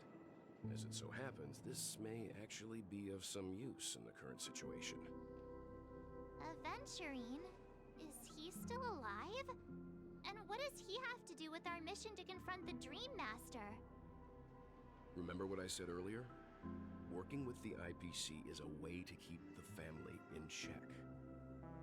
If negotiations go south and the family show their true colors by going after the Stellaron, I'll use this transmitter to send a message to the IPC. It'll be just the opportunity the IPC ambassador was hoping for. The only question mark in all of this is Aventurine's current status. But the IPC is always listening, especially senior strategic investment department heads like him. Getting the message across shouldn't be a problem. Good luck to you, Welt. Well, you take care too. If anything goes wrong, don't worry about me. Just make sure to seal the Stellaron. Spoken like a true hero. Even if the Dream Master is innocent, the family's corruption runs deep. I won't make the same mistake Mikhail did. Let's wish him the best of luck. Don't you have something else to tell us, Gallagher? Why would you say so? Before we departed, the conductor asked us to inquire about the 3 nameless in Penacony. We've already collected intel about Razalina and Tiernan, so the only one left is legwork. If I'm not mistaken, we've already met him somewhere, haven't we? It's not enough to say meet, but the answer is pretty obvious. After all, I've hinted at it in quite an evident way. I've been watching over you ever since I received the reply from the Astral Express. And I've seen the great effort you all put into linking different realms together across the cosmos. And now, after getting this far all in one piece, you have truly proven yourselves. Miss Himiko, were you the one who repaired the Express and got it sailing through the cosmos again? Yes. And you two, young Nameless, you have very interesting life stories and extraordinary skills. What? Hey, you can't just make up titles like that. You're full of energy. Please send my regards to the conductor, Pom Pom. Please let them know that their friend had fond memories from his time aboard the Express, which he reminisced on every time he had a good drink. As for the last Nameless, he embarked, disembarked, and embarked again, traveling in a great circle, ending up back where he started.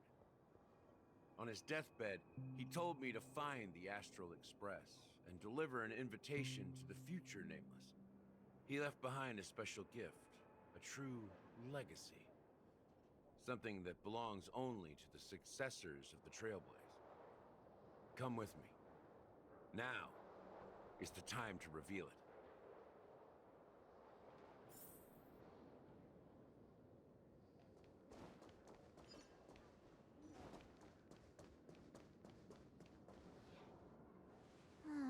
Back here again.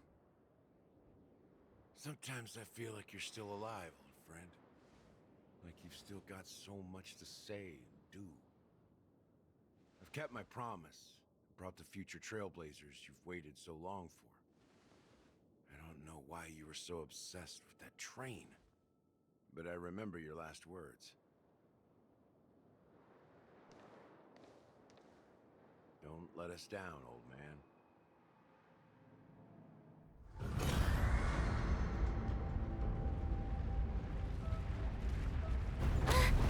What's happening?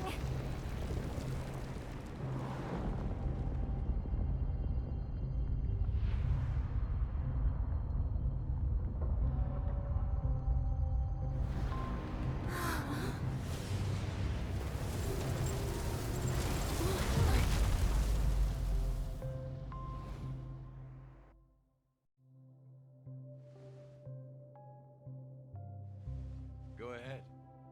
His resting place lies in the garden up ahead. The first and last nameless of Penacony. Mikhail Char Legward, the watchmaker.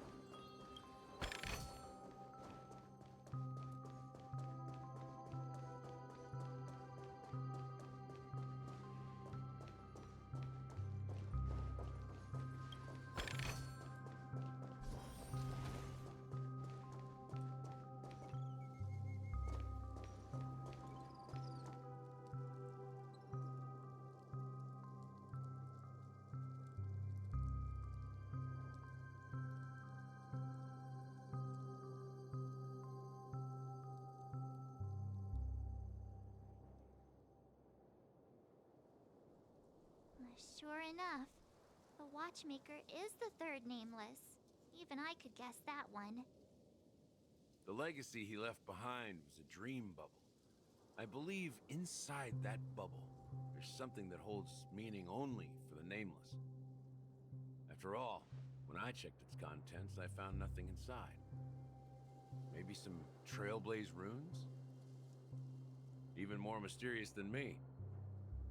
Well, let's have a look.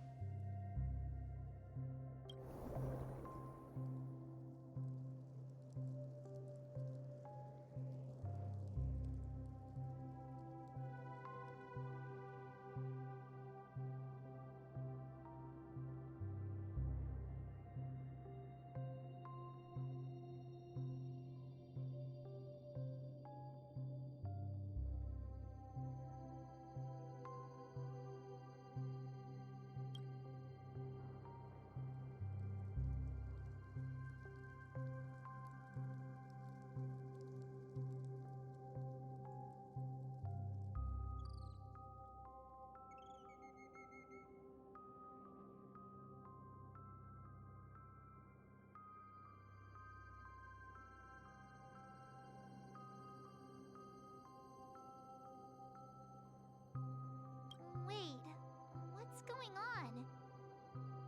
Seriously?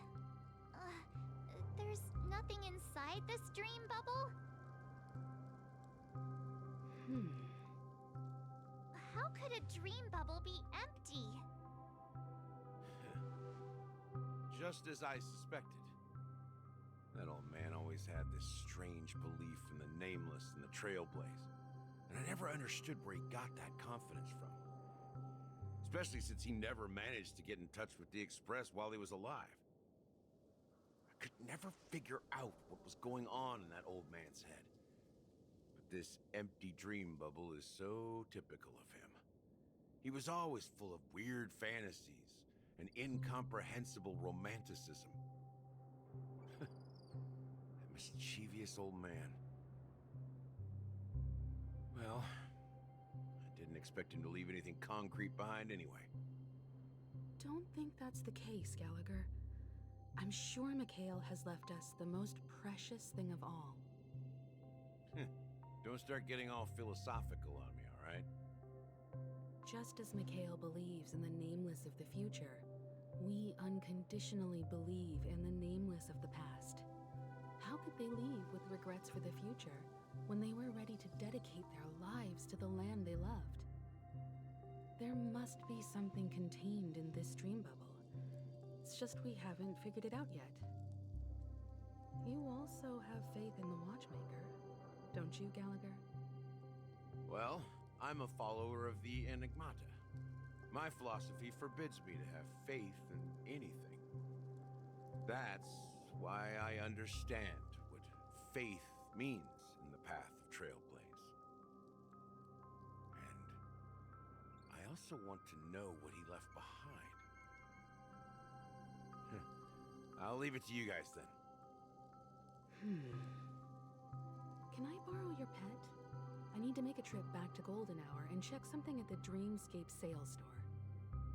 It's for Mikhail, and for the future of Penacony.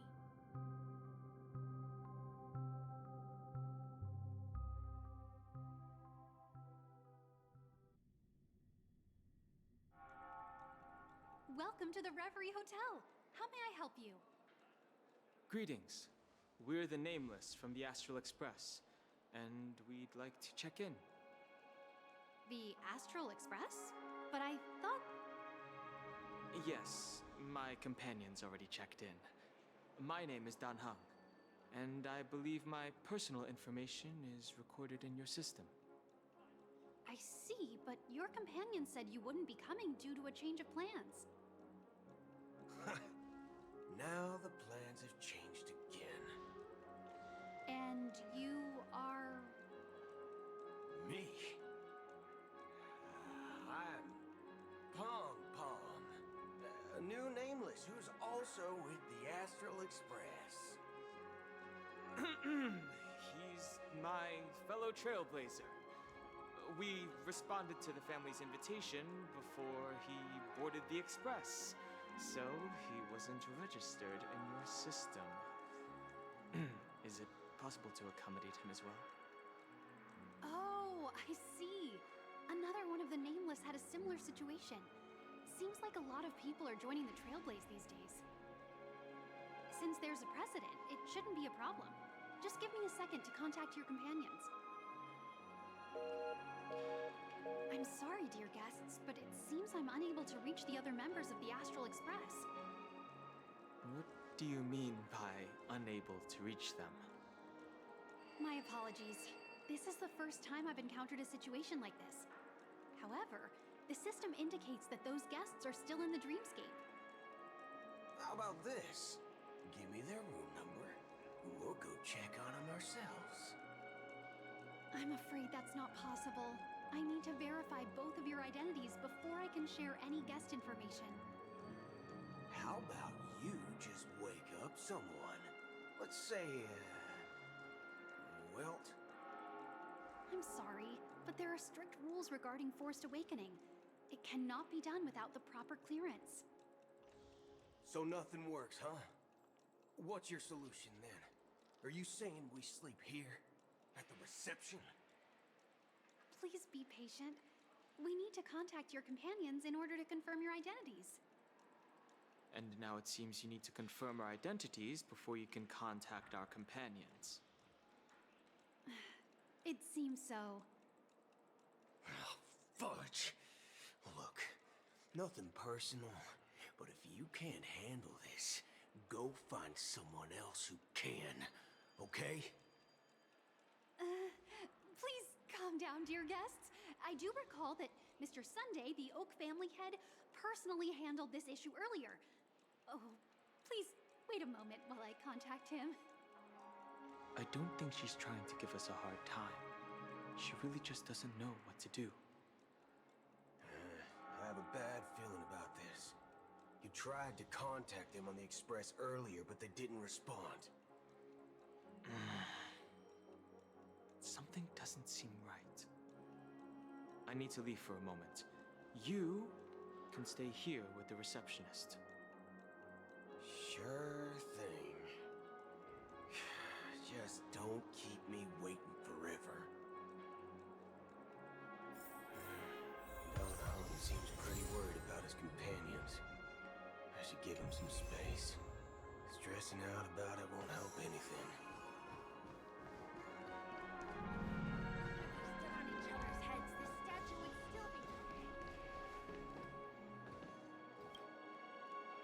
Charmony Festival is about to start! I'm so excited! Hey! You guys here for the Charmony Festival too? Well, I didn't come all the way here specially for the festival. Honestly, I don't really even know what it's about. But I heard it's a lot of fun! Well, back in my homeworld, Anaria, we have festivals like that all the time. My dad threw me a birthday party one time that was just as extravagant as the Charmony Festival. Oh, come on! The Charmony Festival is a once-in-an-Amber Era event.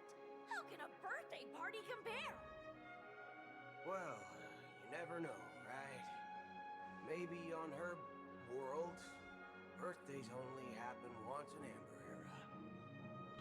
Anyway, let's forget about that. Have you heard about the, unsettling things happening in the dreamscape? Unsettling things? What could possibly go wrong? It better not ruin the Charmony Festival! I've been looking forward to it! Relax. With a big event like this, there's bound to be lots of gossip and rumors. Don't worry. If anything does happen, the family will be on top of it. Oh, that's a relief. I didn't come all this way to see the festival go down the drain. Well, looks like I won't get any fudging clues out of these two.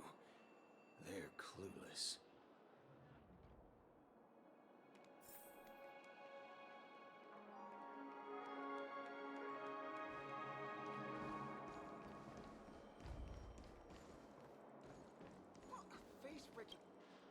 Greetings. I'm Cody of the Bloodhound family, head of security for the hotel. How may I assist you? Hello. So, there's something I wanted to ask about. I've been hearing some unsettling rumors about certain incidents that might affect the Charmony Festival. Do you think there's anything to be worried about? I've traveled all the way from the Hayahi Federation, and I don't want my trip to be ruined. What do you mean? Wait. You haven't heard? I'm not sure where you heard those rumors, but they're completely baseless. I can assure you, as a representative of the Bloodhound family, that everything is going smoothly for the Charmony Festival. At present, all of the families are focused on making sure the festival starts on time. Even the Dream Master himself has arrived. So don't worry, your trip won't be in vain. That's a relief to hear. She doesn't appear to be acting. So, it seems that even the hotel staff are out of the loop. Back already? Hasn't she returned yet? Nope. I'm starting to wonder. Sending her to contact Sunday was a good idea. Neither the staff nor the guests seem to know anything about what's happening in the dreamscape, and wherever we go, all we see is people enjoying themselves. Definitely not a good sign. I agree. Another unusual thing is that the Oak family is supposed to be in charge of organizing the council and managing everything inside and outside the dreamscape. However, I walked around the hotel but didn't meet a single member of the Oak family on such an important day. Well, I'll be forked. If I remember correctly, the head of the Oak family is that Sunday guy, right? We shouldn't linger here too long. Let's go back to the Express for now. Not so fast. Have you ever robbed the IPC, bro? If you run away now, everyone will be chasing after you. Are you suggesting we sit here and do nothing? I wouldn't say do nothing, but let's stay put for now. Even if the family has ulterior motives, they couldn't have anticipated us showing up here. We're the a surprise factor for them. They don't want to attract unwanted attention from certain outsiders, so they won't do anything reckless. See? The IPC lackeys are keeping a close eye on this hotel. If I were a family member, I'd find an official excuse and keep the surprise factors here. If we just wait here, that would be like walking into their trap. Of course, we don't need to walk into their trap. I gave a backup plan to the memo keeper. If it turns out we won't be allowed to enter the dreamscape, she'll order a drink for me in the VIP lounge at the hotel. In reality, a secret signal. That's right. Oh, a concrete object can indeed help the memo keeper establish a connection with you. But Boothill, if you have more backup plans in the future, I hope you'll let me know in advance. I'm sorry, but it's one of my quirks. I have too many unreliable friends. And if I reveal that I have backup plans, things can go awry. And that would leave all backup plans completely useless. How do we get into the VIP lounge? This is where my street smarts come into play.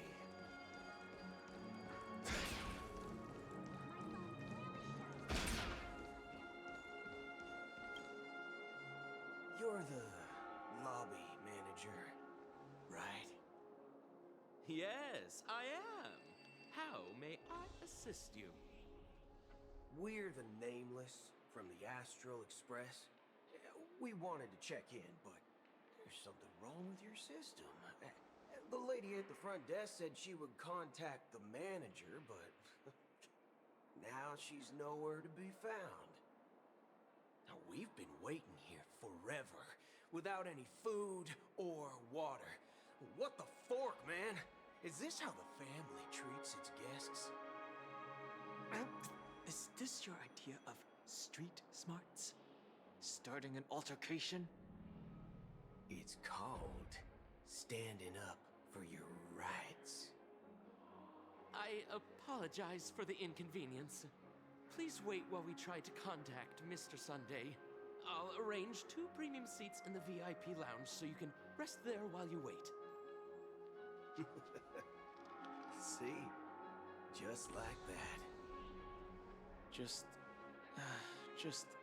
don't call yourself Nameless next time. Wow, this bar's something else. Certainly worthy of the planet of festivities. Good evening, gentlemen. Hey, I have an order for a bottle of Asdana's White Oak. Can you help us find it? Asdana's White Oak. I think there might be a misunderstanding. We don't serve that here. Oh, no way. Are you sure you're not mistaken? If someone had reserved such a beverage, I would definitely remember it. It sells for hundreds of thousands of credits per bottle, after all. I couldn't afford to cover for such an item if it were broken or lost. That's strange. Well, could it be that the memo keeper couldn't afford it? Then what should we do now? No need to rush. Let's grab some drinks first. Maybe I arrived too early and he hasn't come yet.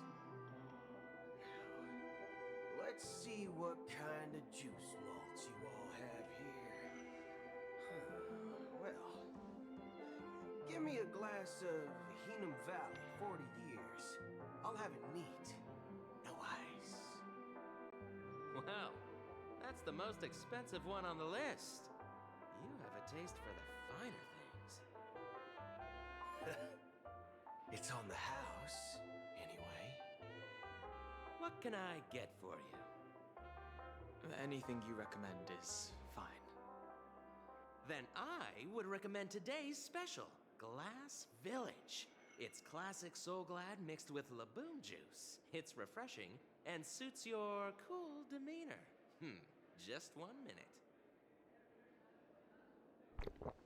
This flavor. Dynamite barbecue with rocket fuel. Ooh, really hits the spot. Truly the finest sherry cask aged malt juice in the cosmos. Dynamite barbecue with rocket fuel. Is that really something that humans enjoy? Hey, this guy doesn't know anything at all. As long as you're satisfied, dear guests, please enjoy. Let's give the memo keeper another half-system hour. If she doesn't show up, we'll need to come up with a new plan. In the meantime, let's take stock of the situation. What do you think? The situation is unclear. Something must have happened on the planet of festivities, but the public is unaware of it. Someone in a position of power within the family must be covering it up. It's unusual for the followers of the Harmony to invite other factions, let alone the IPC and the Masked Fools. If what you said about the Emanator of the Nihility is true, the situation in Penacony is a little complicated, to say the least. Actually, there's something else I'm concerned about. Regarding Acheron. As you know, the faction that follows the path of the Hunt are some of the most dangerous folks in the cosmos to mess with. Who in their right mind would impersonate the Xianzhou Alliance or the Galaxy Rangers? It's like asking for a death wish. Isn't there a saying among the Xianzhou people that the Rainbow Sect lets their Lux arrow do all the beating? Talking. Do all the talking. Well, you know what I mean. Even though the Galaxy Rangers have been out of sight for years, we've been keeping an eye on this region. Even the dumbest criminals know better than to mess with the Annihilation Gang, much less the Rangers. But that Acheron lady, she doesn't seem like a lunatic at all. On the contrary, she's highly logical and organized.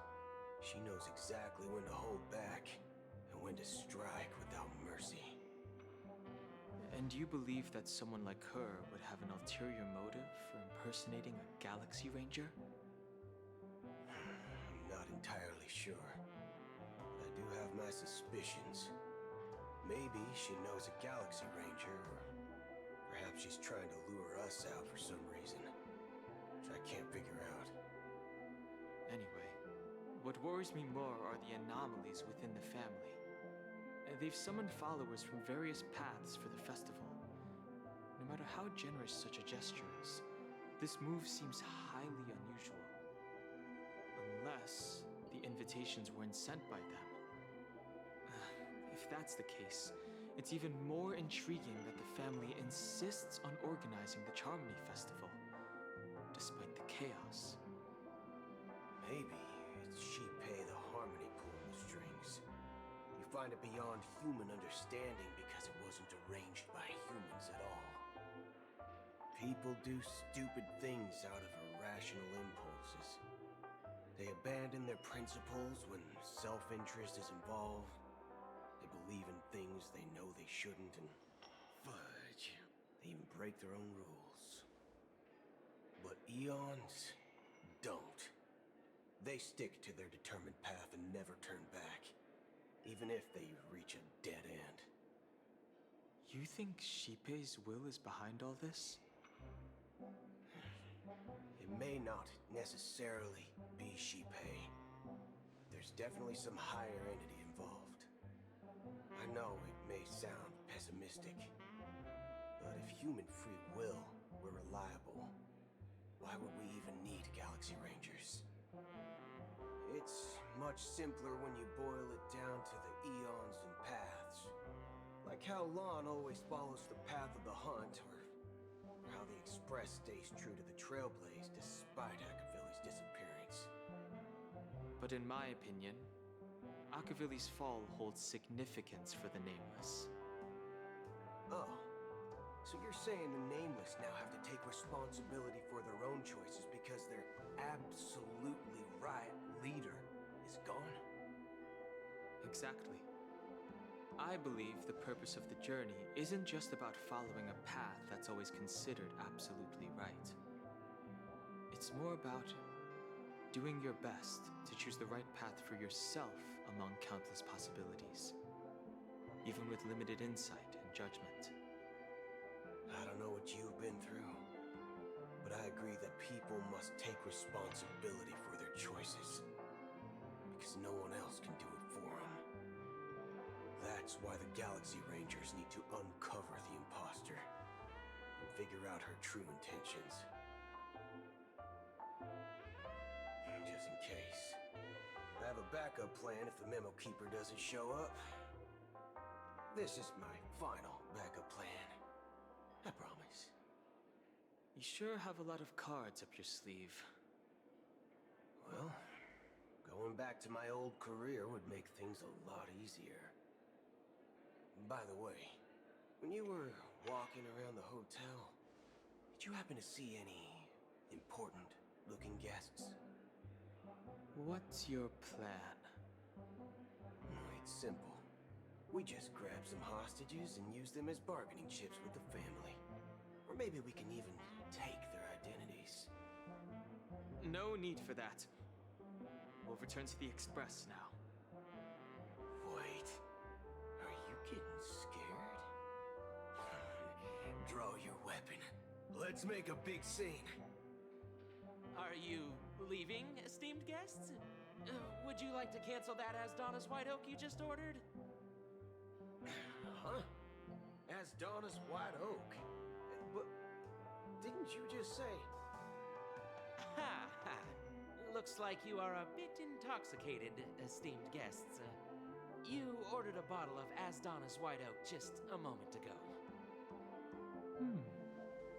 Looks like your Memo Keeper friend has finally arrived. Oh, right. Sorry, my memory's not the best. You know, too many modifications and all.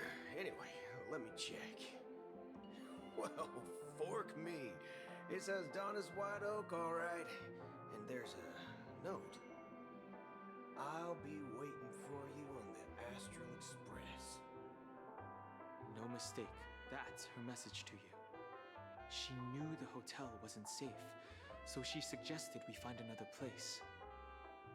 Well, looks like we took a detour, but now it's back to the Astral Express.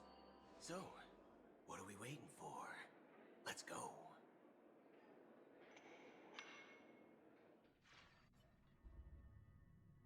You're back?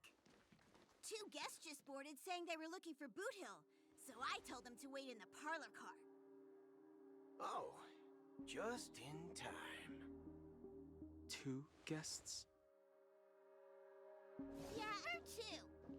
Look, we welcome all passengers on the Astral Express, but sneaking in like that, you have no regard for etiquette. My apologies, conductor. It was an oversight on my part. I assumed you were already acquainted with the garden. Given the chaotic situation in Penacony, the Nameless are the only ones we can truly trust right now. You are the Memo Keeper. Pleased to meet you, Dan Hung. I've seen you in others' memories. And as for Boot Hill, this is our first face-to-face meeting. I hope you enjoyed that bottle of Astana's White Oak. You sure have a refined taste. Finally, Memo Keeper. Well, let's cut to the chase. Spill everything you know. That's precisely what I intend to do. But before that, please allow me to introduce myself. My name is Black Swan, and I serve the Garden of Recollection as a Memo Keeper. As for Acheron's story, I'm sure she knows it better than I do. Greetings. I'm Acheron. What? You Garden of Recollection shirtbag! You betrayed me! I apologize, but she did that at my request. Due to certain reasons, I have been exiled by the family. Thankfully, this memo keeper came to my aid and helped me escape their surveillance unnoticed. To be honest, it was more like stalking than helping. And the process was far from unnoticed. But we did escape. I asked her to guide me to a place beyond the family's reach and to contact a few trustworthy individuals, namely all of you. Trustworthy? Son of a nice lady. You think I'm dumb or something? How about this? I'll put a few bullet holes in your head and see what secrets spill out. Then, we can talk about trust. It doesn't have to be like that. I'm willing to answer all your questions, but not right now. If my cover hadn't been blown, we might have had more time, but at the moment, we don't have any other options. No other options? What do you mean? This is the only way I can ensure everyone's safety. I kindly request an immediate warp jump out of the Astana star system.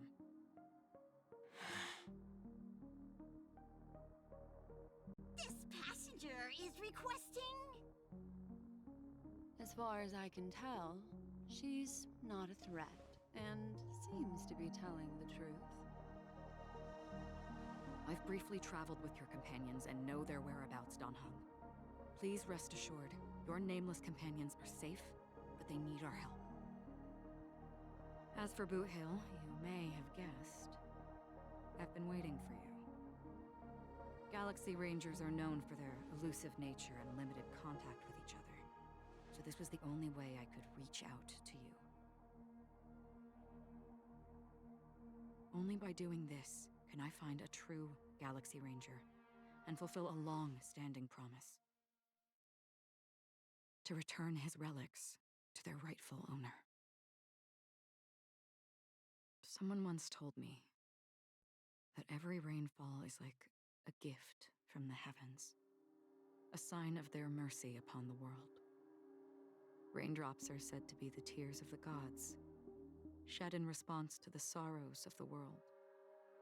Their constant pouring is a reminder that the gods haven't abandoned us yet. So, how long has this rain been going on for? I used to believe, just like you, that it would eventually stop.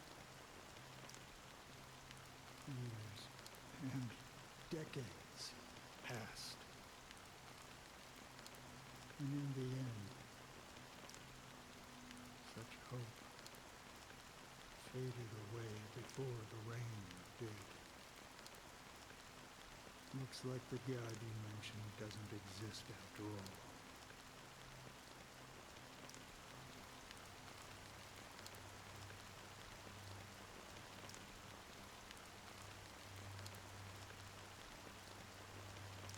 Well, let me share a story. Mortals who walk the paths are like sailors on a vast ocean, leaving behind a trail that creates countless ripples of possibilities. These ripples last longer than the fleeting lifetimes of humans. And for some, their presence leaves such a strong mark that it's reflected in the waves. Like those shadows on the ocean. Sinthirsters, the obsessions of the Pathstriders. They emerge from the depths of IX, seeing themselves as masters of their own destiny, unknowingly repeated the actions of their past lives. They emerge from the nihility and head toward it, leading purposeless lives. However, these hollow phantoms, they were once my dear companions. A group of Galaxy Rangers. Are you watching over them? Watching over them? No. I'm guiding them toward transcendence.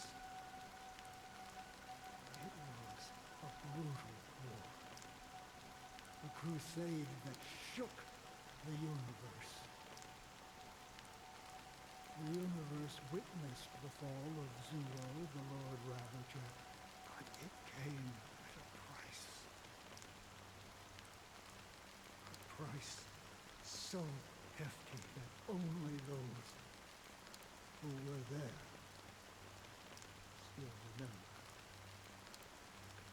The unwavering determination of the hunt followers persists even in death. So someone must guide these lost souls to their life beyond. They were heroes in their time. And they shouldn't be reduced to mere puppets of nihility. As for me, I've suffered too many losses on that battlefield to advance any further. And that makes me the most fitting person to carry out this task. But you know, these sin thirsters, they're not who they used to be. Does this seem pointless to you? Or some tasks have to be done even if they are pointless?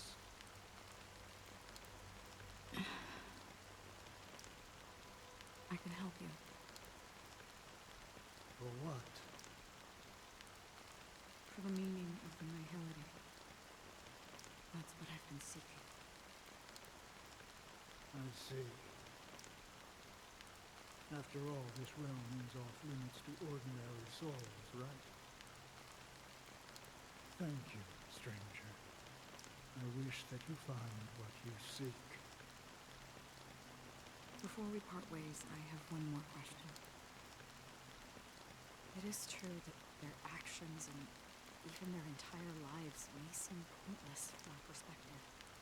But if, and it's just an if this is what the departed ones expected, should we try to change it? A good question. And a profound one. I don't know the answer. What I do know is that one day I too will pass away. And when I bid farewell to this world, someone will stand at my grave and place a bouquet of flowers on it.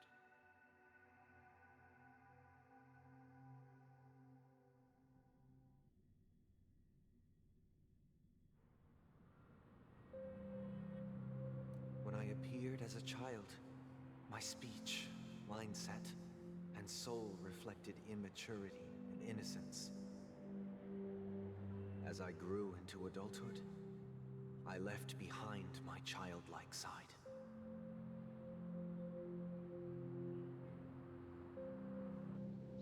I humbly request your blessings, esteemed advocate of Shipe. Come to me, my kinship. I have sought their presence with us. As you wish. I have faithfully served the Alfalfa family for nearly a decade, promoting the path of the harmony to the best of my ability. However, I made a mistake yesterday. While I was preparing dinner for the family head, I accidentally dropped a prepared dish on the floor. Out of laziness, I lied and claimed that everything was ready. Although the head has dismissed me as punishment, it has been tough to sleep with the guilt still gnawing at me, as I worry that the seeds of evilness may have taken root in my soul. So, I confess to you now, to seek atonement for my sins. Do you sincerely repent and vow to change your ways? Yes. Have you examined your soul and confessed all your sins? Oh, yes. Are you willing to accept the process of atonement? Yes. Very well. Show your dedication and goodwill to the family, and you shall be reinstated among them. Now, please, leave in peace. Oh, praise Sheepy. And thank you, esteemed advocate. Next, please step forward. I wholeheartedly confess to you. Please, pardon my sins. Rest assured, I have implored their presence to be with us. As long as you are sincere, absolution will be granted. Oh, great. You know, I arrived in Penacony as a stowaway. I sold everything to get a ticket. My house, my land, and my 2 children. I see. Please, go on. My children were starving, and I hoped they'd have a chance at survival if they became slaves here. If I can strike it rich here, I'll lift them out of that situation and give them the life they deserve. But the Bloodhound family got wind of it. They're on my tail, hunting me down. I thought I could bring my kids here. It was all my fault. All my fault. The family is ready to forgive all sinners.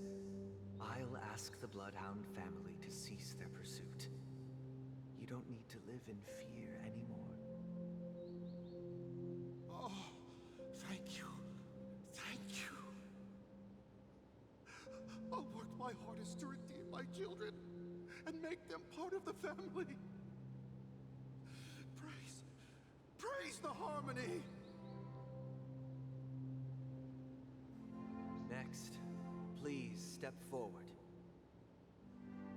Hey! Long time no see, Mr. Sunday. The most esteemed individual in Penacony, and the next leader of the Oak family, right? I have sought their presence with us. Let us proceed. Sure. Let's just get this over with. I have sinned. Please forgive me. I wasted half a pizza at breakfast, and a bottle of Soul Glad. That's it. Nothing more. When we wrap this up, I've got a robo-ball game to catch, you know? Do you seek to atone for your sins through good deeds? My sins? Starting to sound like a saint, huh? Well, let me tell you something. Neither the family nor you have the right to judge me. You think nobody knows what your precious family has done? About the watchmaker? Huh? Don't kid yourself, Featherbrain. Those dream chasers might be fooled by your act, but don't fool yourself. Before you start spouting off your holy verses, answer me this.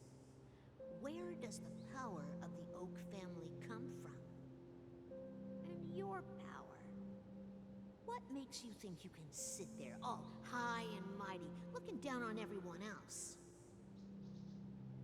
Well, I've spent enough time in confession today to enter the Harmony's paradise, right? Then I'll take my leave. Good luck with your election, and, don't make me regret my investments in you.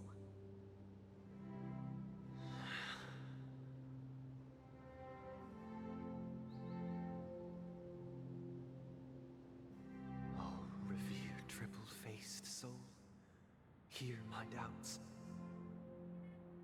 Who can judge the strong when their power hides their crimes? Who can vouch for the weak when they will pay any price to survive? Who can comfort the purest souls when even they get led astray?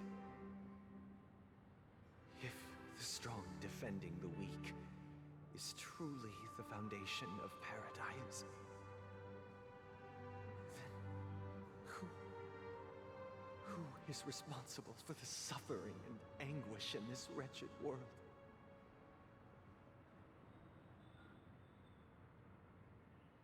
Brother? Brother? Brother, are you all right? I'm fine. I've been working long hours, and I just made a trip to Dreamflux Reef and back. So, I'm a bit out of sorts. But it'll all be over before we know it. You've been working non-stop on the Charmony Festival, Mr. Sunday, and no one could have predicted this incident. Even if the Stellaron does pose a grave threat, I still feel sorry for all the trouble we've caused you. No need to worry about troubling anyone. The Charmony Festival was meant to spread joy and harmony across the cosmos. But now that we know the truth, I'm afraid we'll have to cancel it. It has always been our wish to make everyone happy, so... we'll do our best to explain everything to the Dream Master. I'm sure he'll understand. Even if the negotiation does not go smoothly. I'll refuse to go on stage. Without the Chord Master, the Harmonious Choir would not arrive. And the Charmony Festival would be just a grand performance, and nothing more. I'm relieved to see your determination. You know, since arriving in Penacony, we haven't had any contact with this Dream Master himself. I'd heard of the heads of the 5 major lineages, but the Dream Master is a mystery to me. The Dream Master rarely grants an audience, even for us. But, given the urgency of the situation, he's agreed to meet us in person. Perhaps you'll be the first guest to meet the Dream Master in years, Mr. Yang. Let's hope we can reach a consensus that satisfies everyone. Indeed. Let us hope so. It's about time. We'll have to get ready for the meeting. I apologize for any inconvenience caused by the urgency. Don't worry. I'll be waiting here. It's Mr. Sunday! Hey, come over here!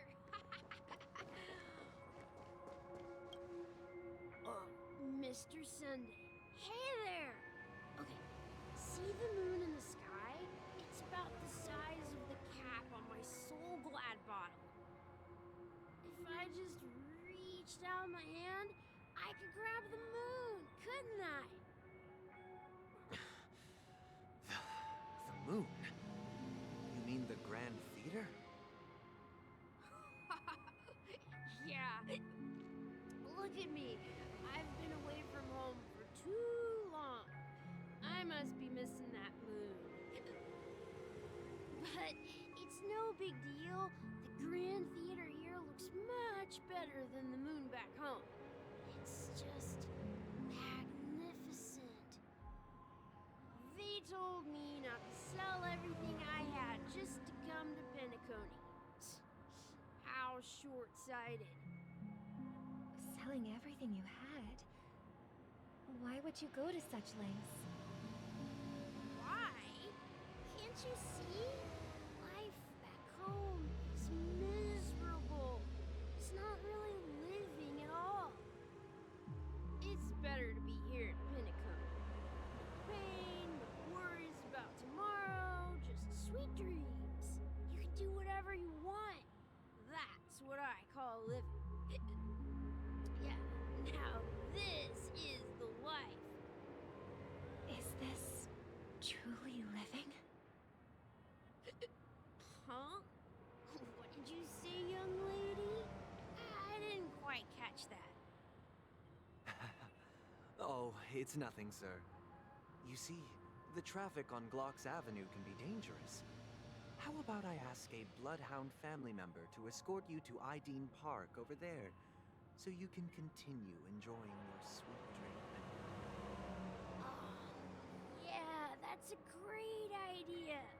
Wow, no wonder you were the leader of this sweet dream. You're totally a lifesaver. See you around, Mr. Sunday, and it was nice chatting with you.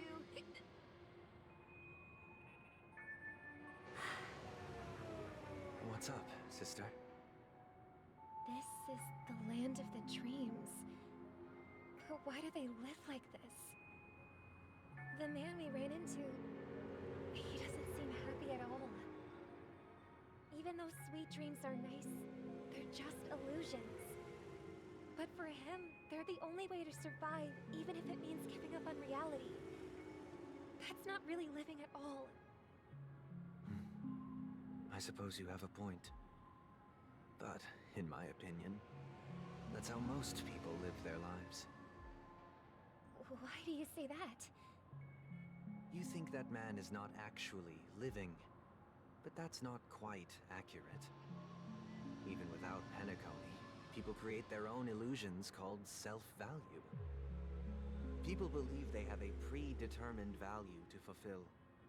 Gaining value means gaining power, and those deemed worthless are seen as the weak. However, value doesn't come out of thin air, and there's a limit to it. To accumulate value, people have to take from others. So, the weak get exploited and oppressed. Are you suggesting that this is not how things should be?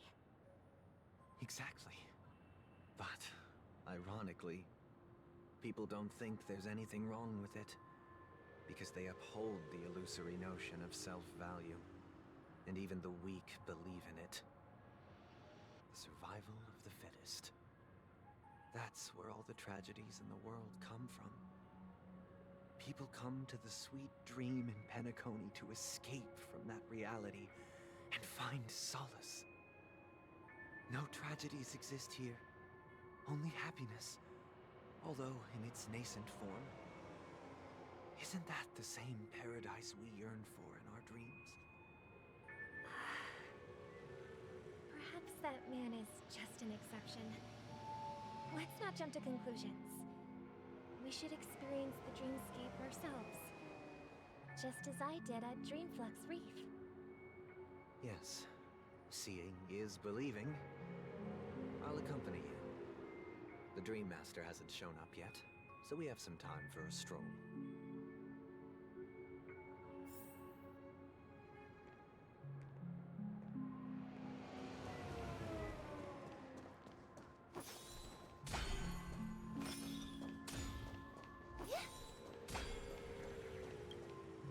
Glad to meet you again, Robin. How are the preparations for the Charmony Festival coming along? We're all so excited about it. It's going smoothly. Thanks for making the trip to join the festival. You're too kind, Robin. It's a pleasure to have guests from all over the universe celebrating day and night. I can't stand being lonely or bored, so this jubilant dreamscape is perfect for me. But if this went on forever, would it get boring too? Not at all. Who would get tired of having so much fun? Every day, you get to wear fancy fancy clothes, explore all sorts of dream bubbles, indulge in delicious food without gaining weight, and you never get old or sick. As long as you can afford a room, this place is the ultimate paradise. But you know that only a few things can be brought back from the dreamscape to reality, right? That's exactly why I don't plan on bringing anything back. Just enjoying the dream itself is good enough for me. I mean, I'm not one of those long-living species. I only have around 60 or 70 years in this lifetime, and there's so much to worry about. Being happy here is pure bliss. Only in this sweet dream can I truly feel like I'm in control of my life and fate. Who would want to go back to reality after experiencing this bliss? I see. I genuinely wish you all the happiness in the world.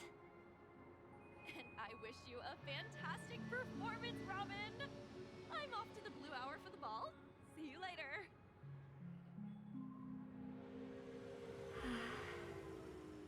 Seems like that guest's perspective didn't resonate with you either.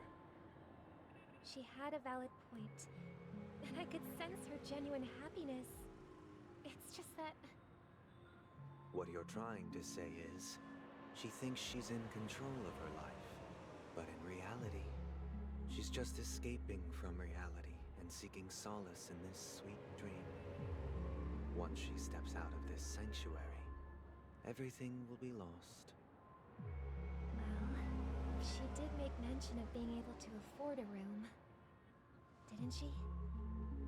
However, the paradise in our dreams, it doesn't have to end. No. And the paradise we yearn for shouldn't be just a fleeting dream either.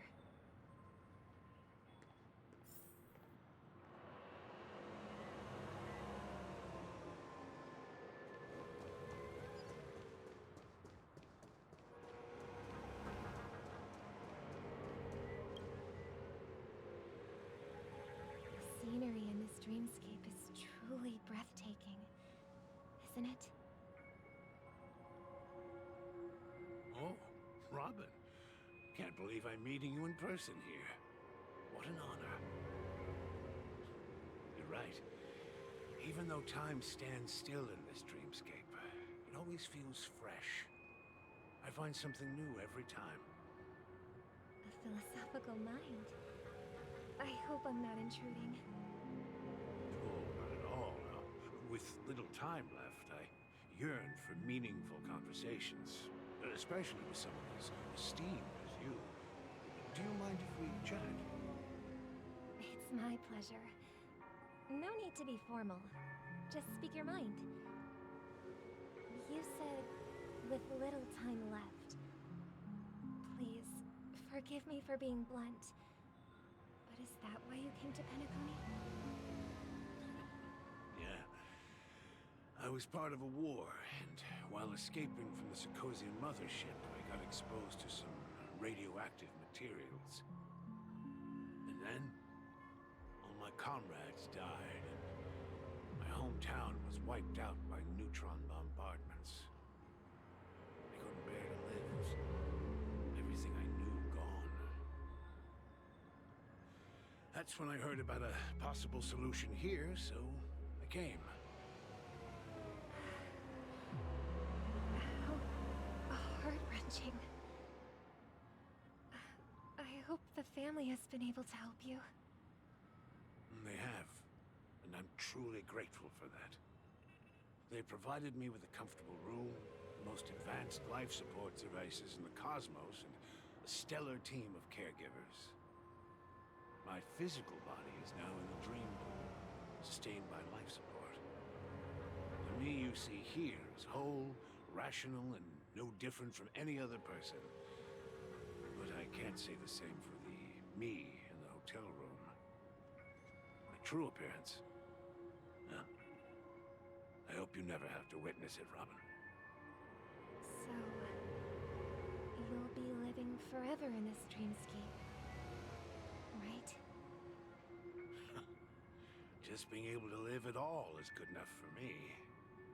Whether it's in this dreamscape or not, well, I don't really have much say in the matter. My world has been torn apart, and my life could end any second. So, even if this whole place is an illusion, it's still my paradise. And I'll treasure every moment I spend here. How I envy those everlasting things. That old man's story. It's so tragic. Fortunately, this sweet dream gives him joyful memories to hold on to for the rest of his life. That's precisely why this sweet dream in Penacony exists. However, even the sweet dream has its limitations. While it provides solace to the disillusioned, it can't completely eliminate pain in reality. There will be a way out. Penacony is already on the right track.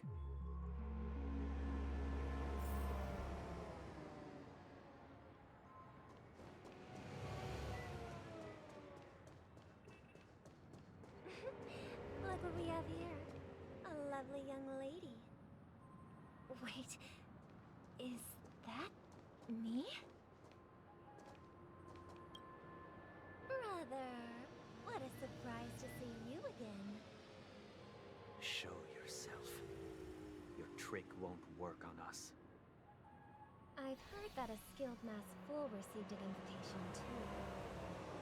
That must be you, right? Did you enjoy yourself?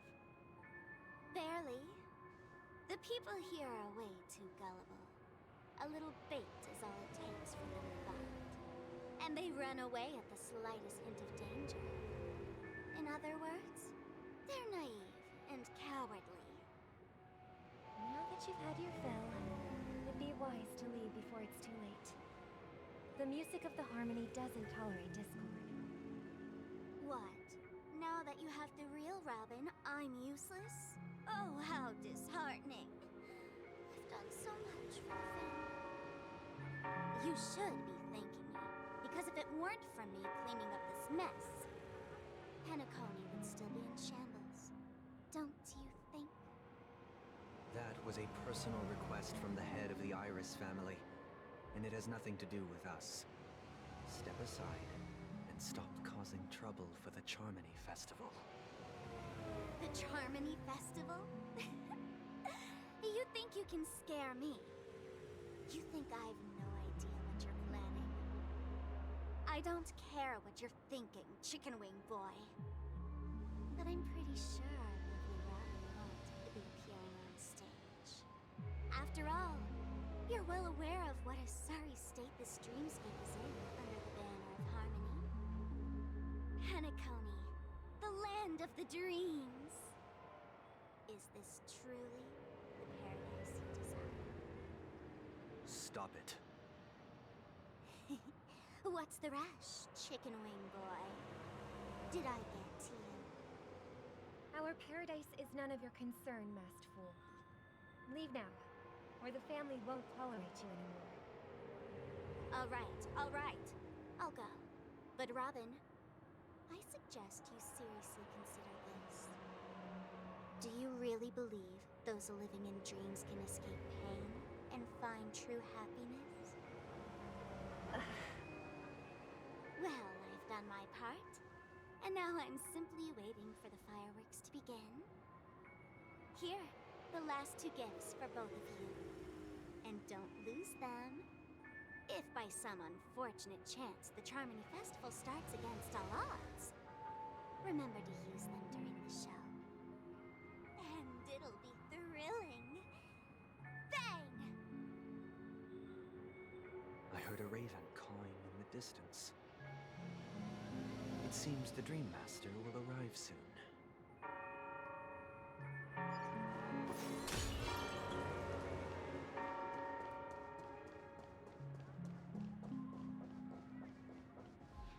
Let's wait here for the Dream Master to arrive. Okay. By the way, brother, I heard you no longer have a sweet tooth. Back when we were kids, you used to steal my desserts. Seems like a lot has changed during my absence. What exactly happened? Well, someone has to stay awake even in this sweet dream. But that someone doesn't have to be you, or anyone in particular. You're carrying too much on your shoulders, brother.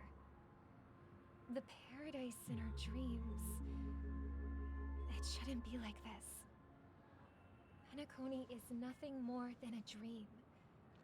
It can't erase the worries and pain of reality, or bring true happiness. It only offers an escape from reality. Nothing more. Remember the old man we met earlier? Without this dream, he might have completely lost himself. That might be true, but even without Penacony, he could have chosen another path. As far as I know, the Intelligentsia Guild has been promoting their rehabilitation techniques for a long time now. That path may have been more ordinary and challenging, but now he is receiving hospice care in a comatose state, and his fate is sealed. Is Penacony granting these people a future? Or is it taking it away from them? Well, don't forget this. Not everyone really has a future. The future for humanity is like the sky for birds. People mistakenly believe that flight is inherent to birds because they've never witnessed those birds crashing to their death.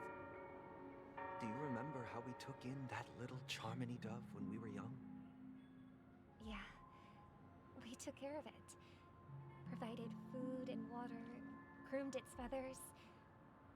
And later, when I decided to leave Penacony, I opened the cage and set it free.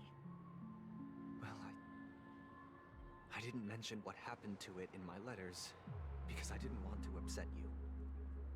Shortly after you left, it crashed to its death right in front of your window.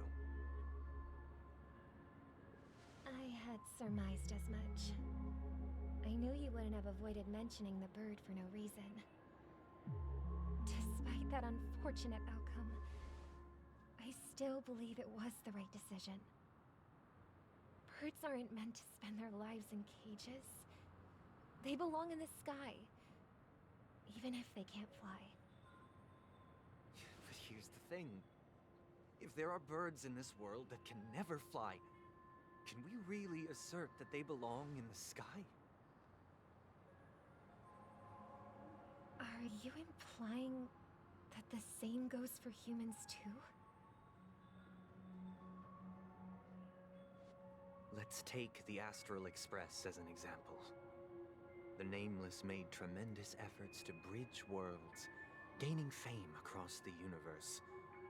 However, only a few extraordinary individuals can endure such a perilous journey. That's because the pursuit of the Trailblaze exceeds the capabilities of ordinary humans. Otherwise, why would this path be filled with broken rails, an abandoned express, and even a fallen eon? That's just sophistry. If that were true, then only the powerful would have the right to determine the future. Unfortunately, that's exactly what happens. Another name for the future is self-value.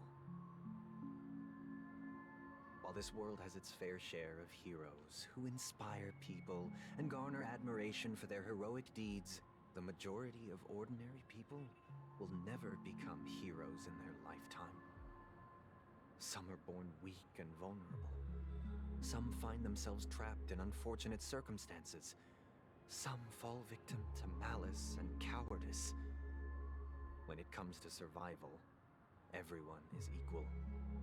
And the weak can only watch as their value gets constantly diminished by external forces. That's why we should care for the weak and support them as if their suffering were our own. That's what the Odes of Harmony have always taught us. While the Harmony holds noble aspirations, the strong will always be strong, and the weak will always be weak. Even in this carefree dream. Human nature contains greatness, but it also harbors inherent weaknesses that can't be eradicated. In the end, if people can't even secure their own survival, they won't care about the illusory future of equality. As long as the law of survival of the fittest prevails, there will always be fledglings crashing to their death. But if people don't live for the future, do they merely exist for survival? If even you, my brother, don't believe that the Harmony will save the weak, then which Eon can make our dreams come true?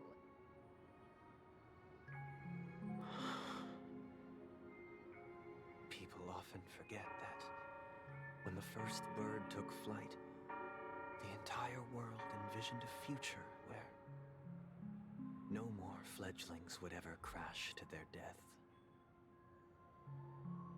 Are you reading, sister? What are you reading? Mr. Gopherwood gave me a picture book. It's about the story of the harmonic strings. If I could become a chord master, I'd like to summon Dominicus, the harmonious choir. I want to sing with everyone and spread our wishes so that all can feel happy. I see. Then I would summon the harmony. Don't you have a wish of your own, brother?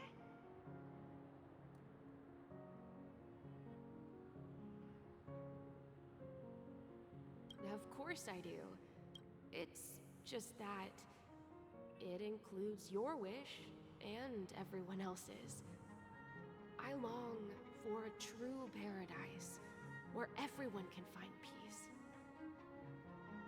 Then, let's build a stage there and invite everyone to our performance so that both our wishes come true through the power of the harmonious choir. It's a deal then. Yeah, it's a deal. But how can I become a chord master?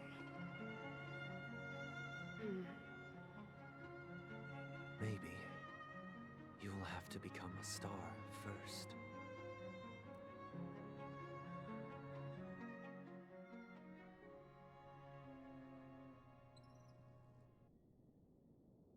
You're back sooner than I thought.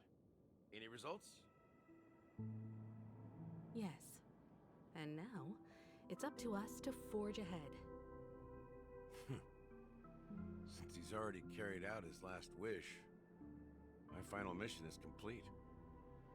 But pardon me if I sound curt. It's good to have determination. The path Mikhail left for you is not an easy one to tread. Why else would he have chosen to sleep in solitude, staking everything on some nameless in the future? But you have the numbers, and in numbers comes strength. So that might just delay your inevitable a little more. Got any more encouraging words? As I see it, relying on Welt's negotiations alone is far from enough. Regardless of whether the other party will be compliant, negotiating simply allows us to meet them as equals and won't grant us an upper hand. Penacony is our rival's home turf, and we already have very few chips left to play with. Rather than idly sit around while the family's got us blocked off, an offensive approach might be a wiser course of action. We're more familiar with the Stellaron's properties than most, and since it's the key to stabilizing the Sweet Dream, it's vital to the family's interests. By attacking their core interests, they're bound to retaliate hastily. And as the saying goes, haste makes waste. That's right. As long as we pose a threat to the Stellaron, either with words or otherwise, we have a chance at gaining the upper hand. But the problem is, on the eve of the Charmony Festival opening, how exactly are we going to get close to the theater? Family security will be airtight, and if we brute force it, even if we succeed, it's too risky. So, no one's gonna say anything? Then I'll raise my hand. I know the answer to this question.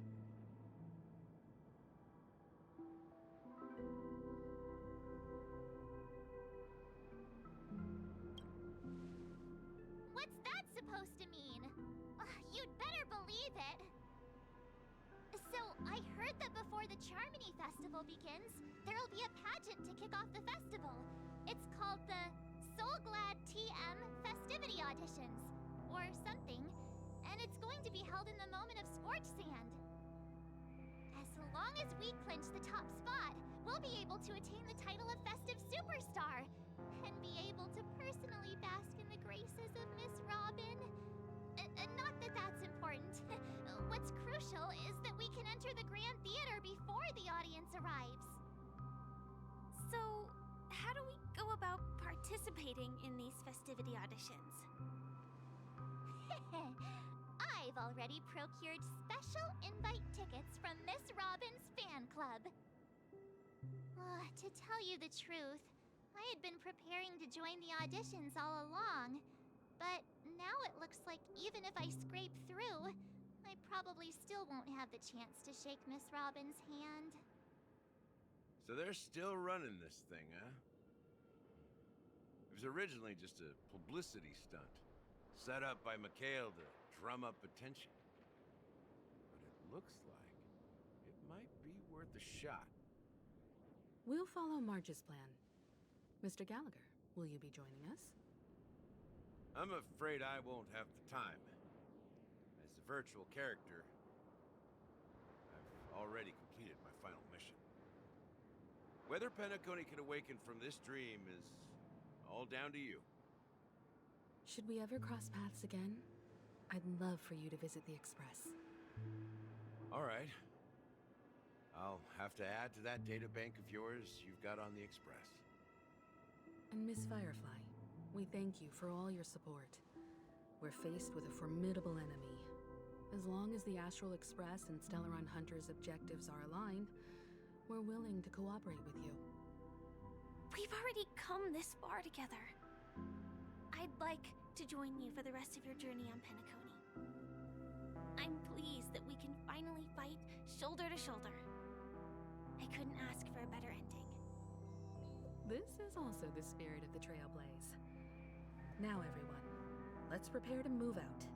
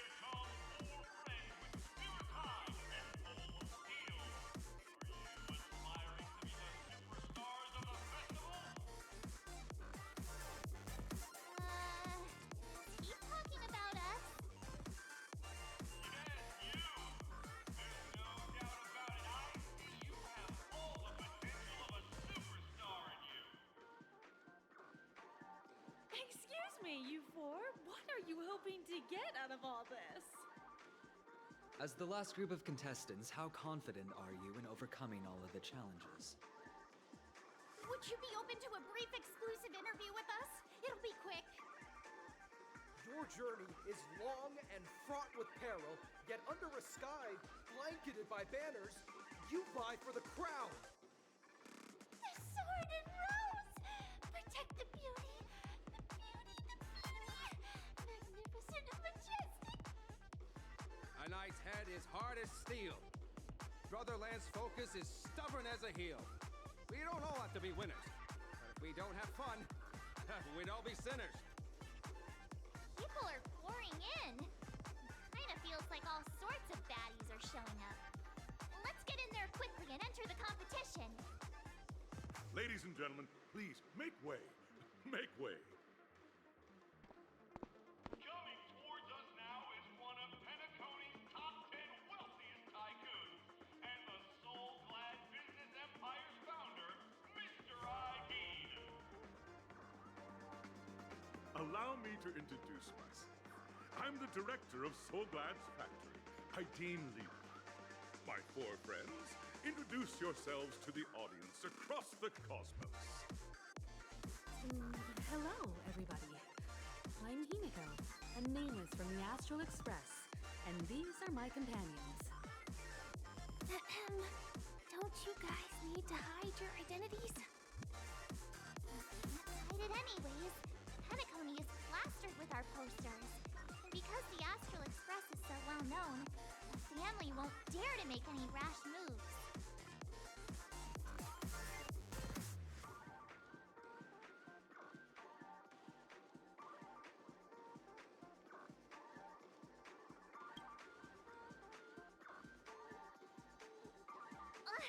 Don't expose my net handle to everyone! Hello, everyone! I'm Mark 7. I'm an ordinary girl who loves adventures. Hello, everyone. I'm Firefly. I am also an ordinary girl who enjoys adventures. So it's a bunch of nameless guests. This final face-off is bound to be spectacular. Time is precious. My four friends, come with me.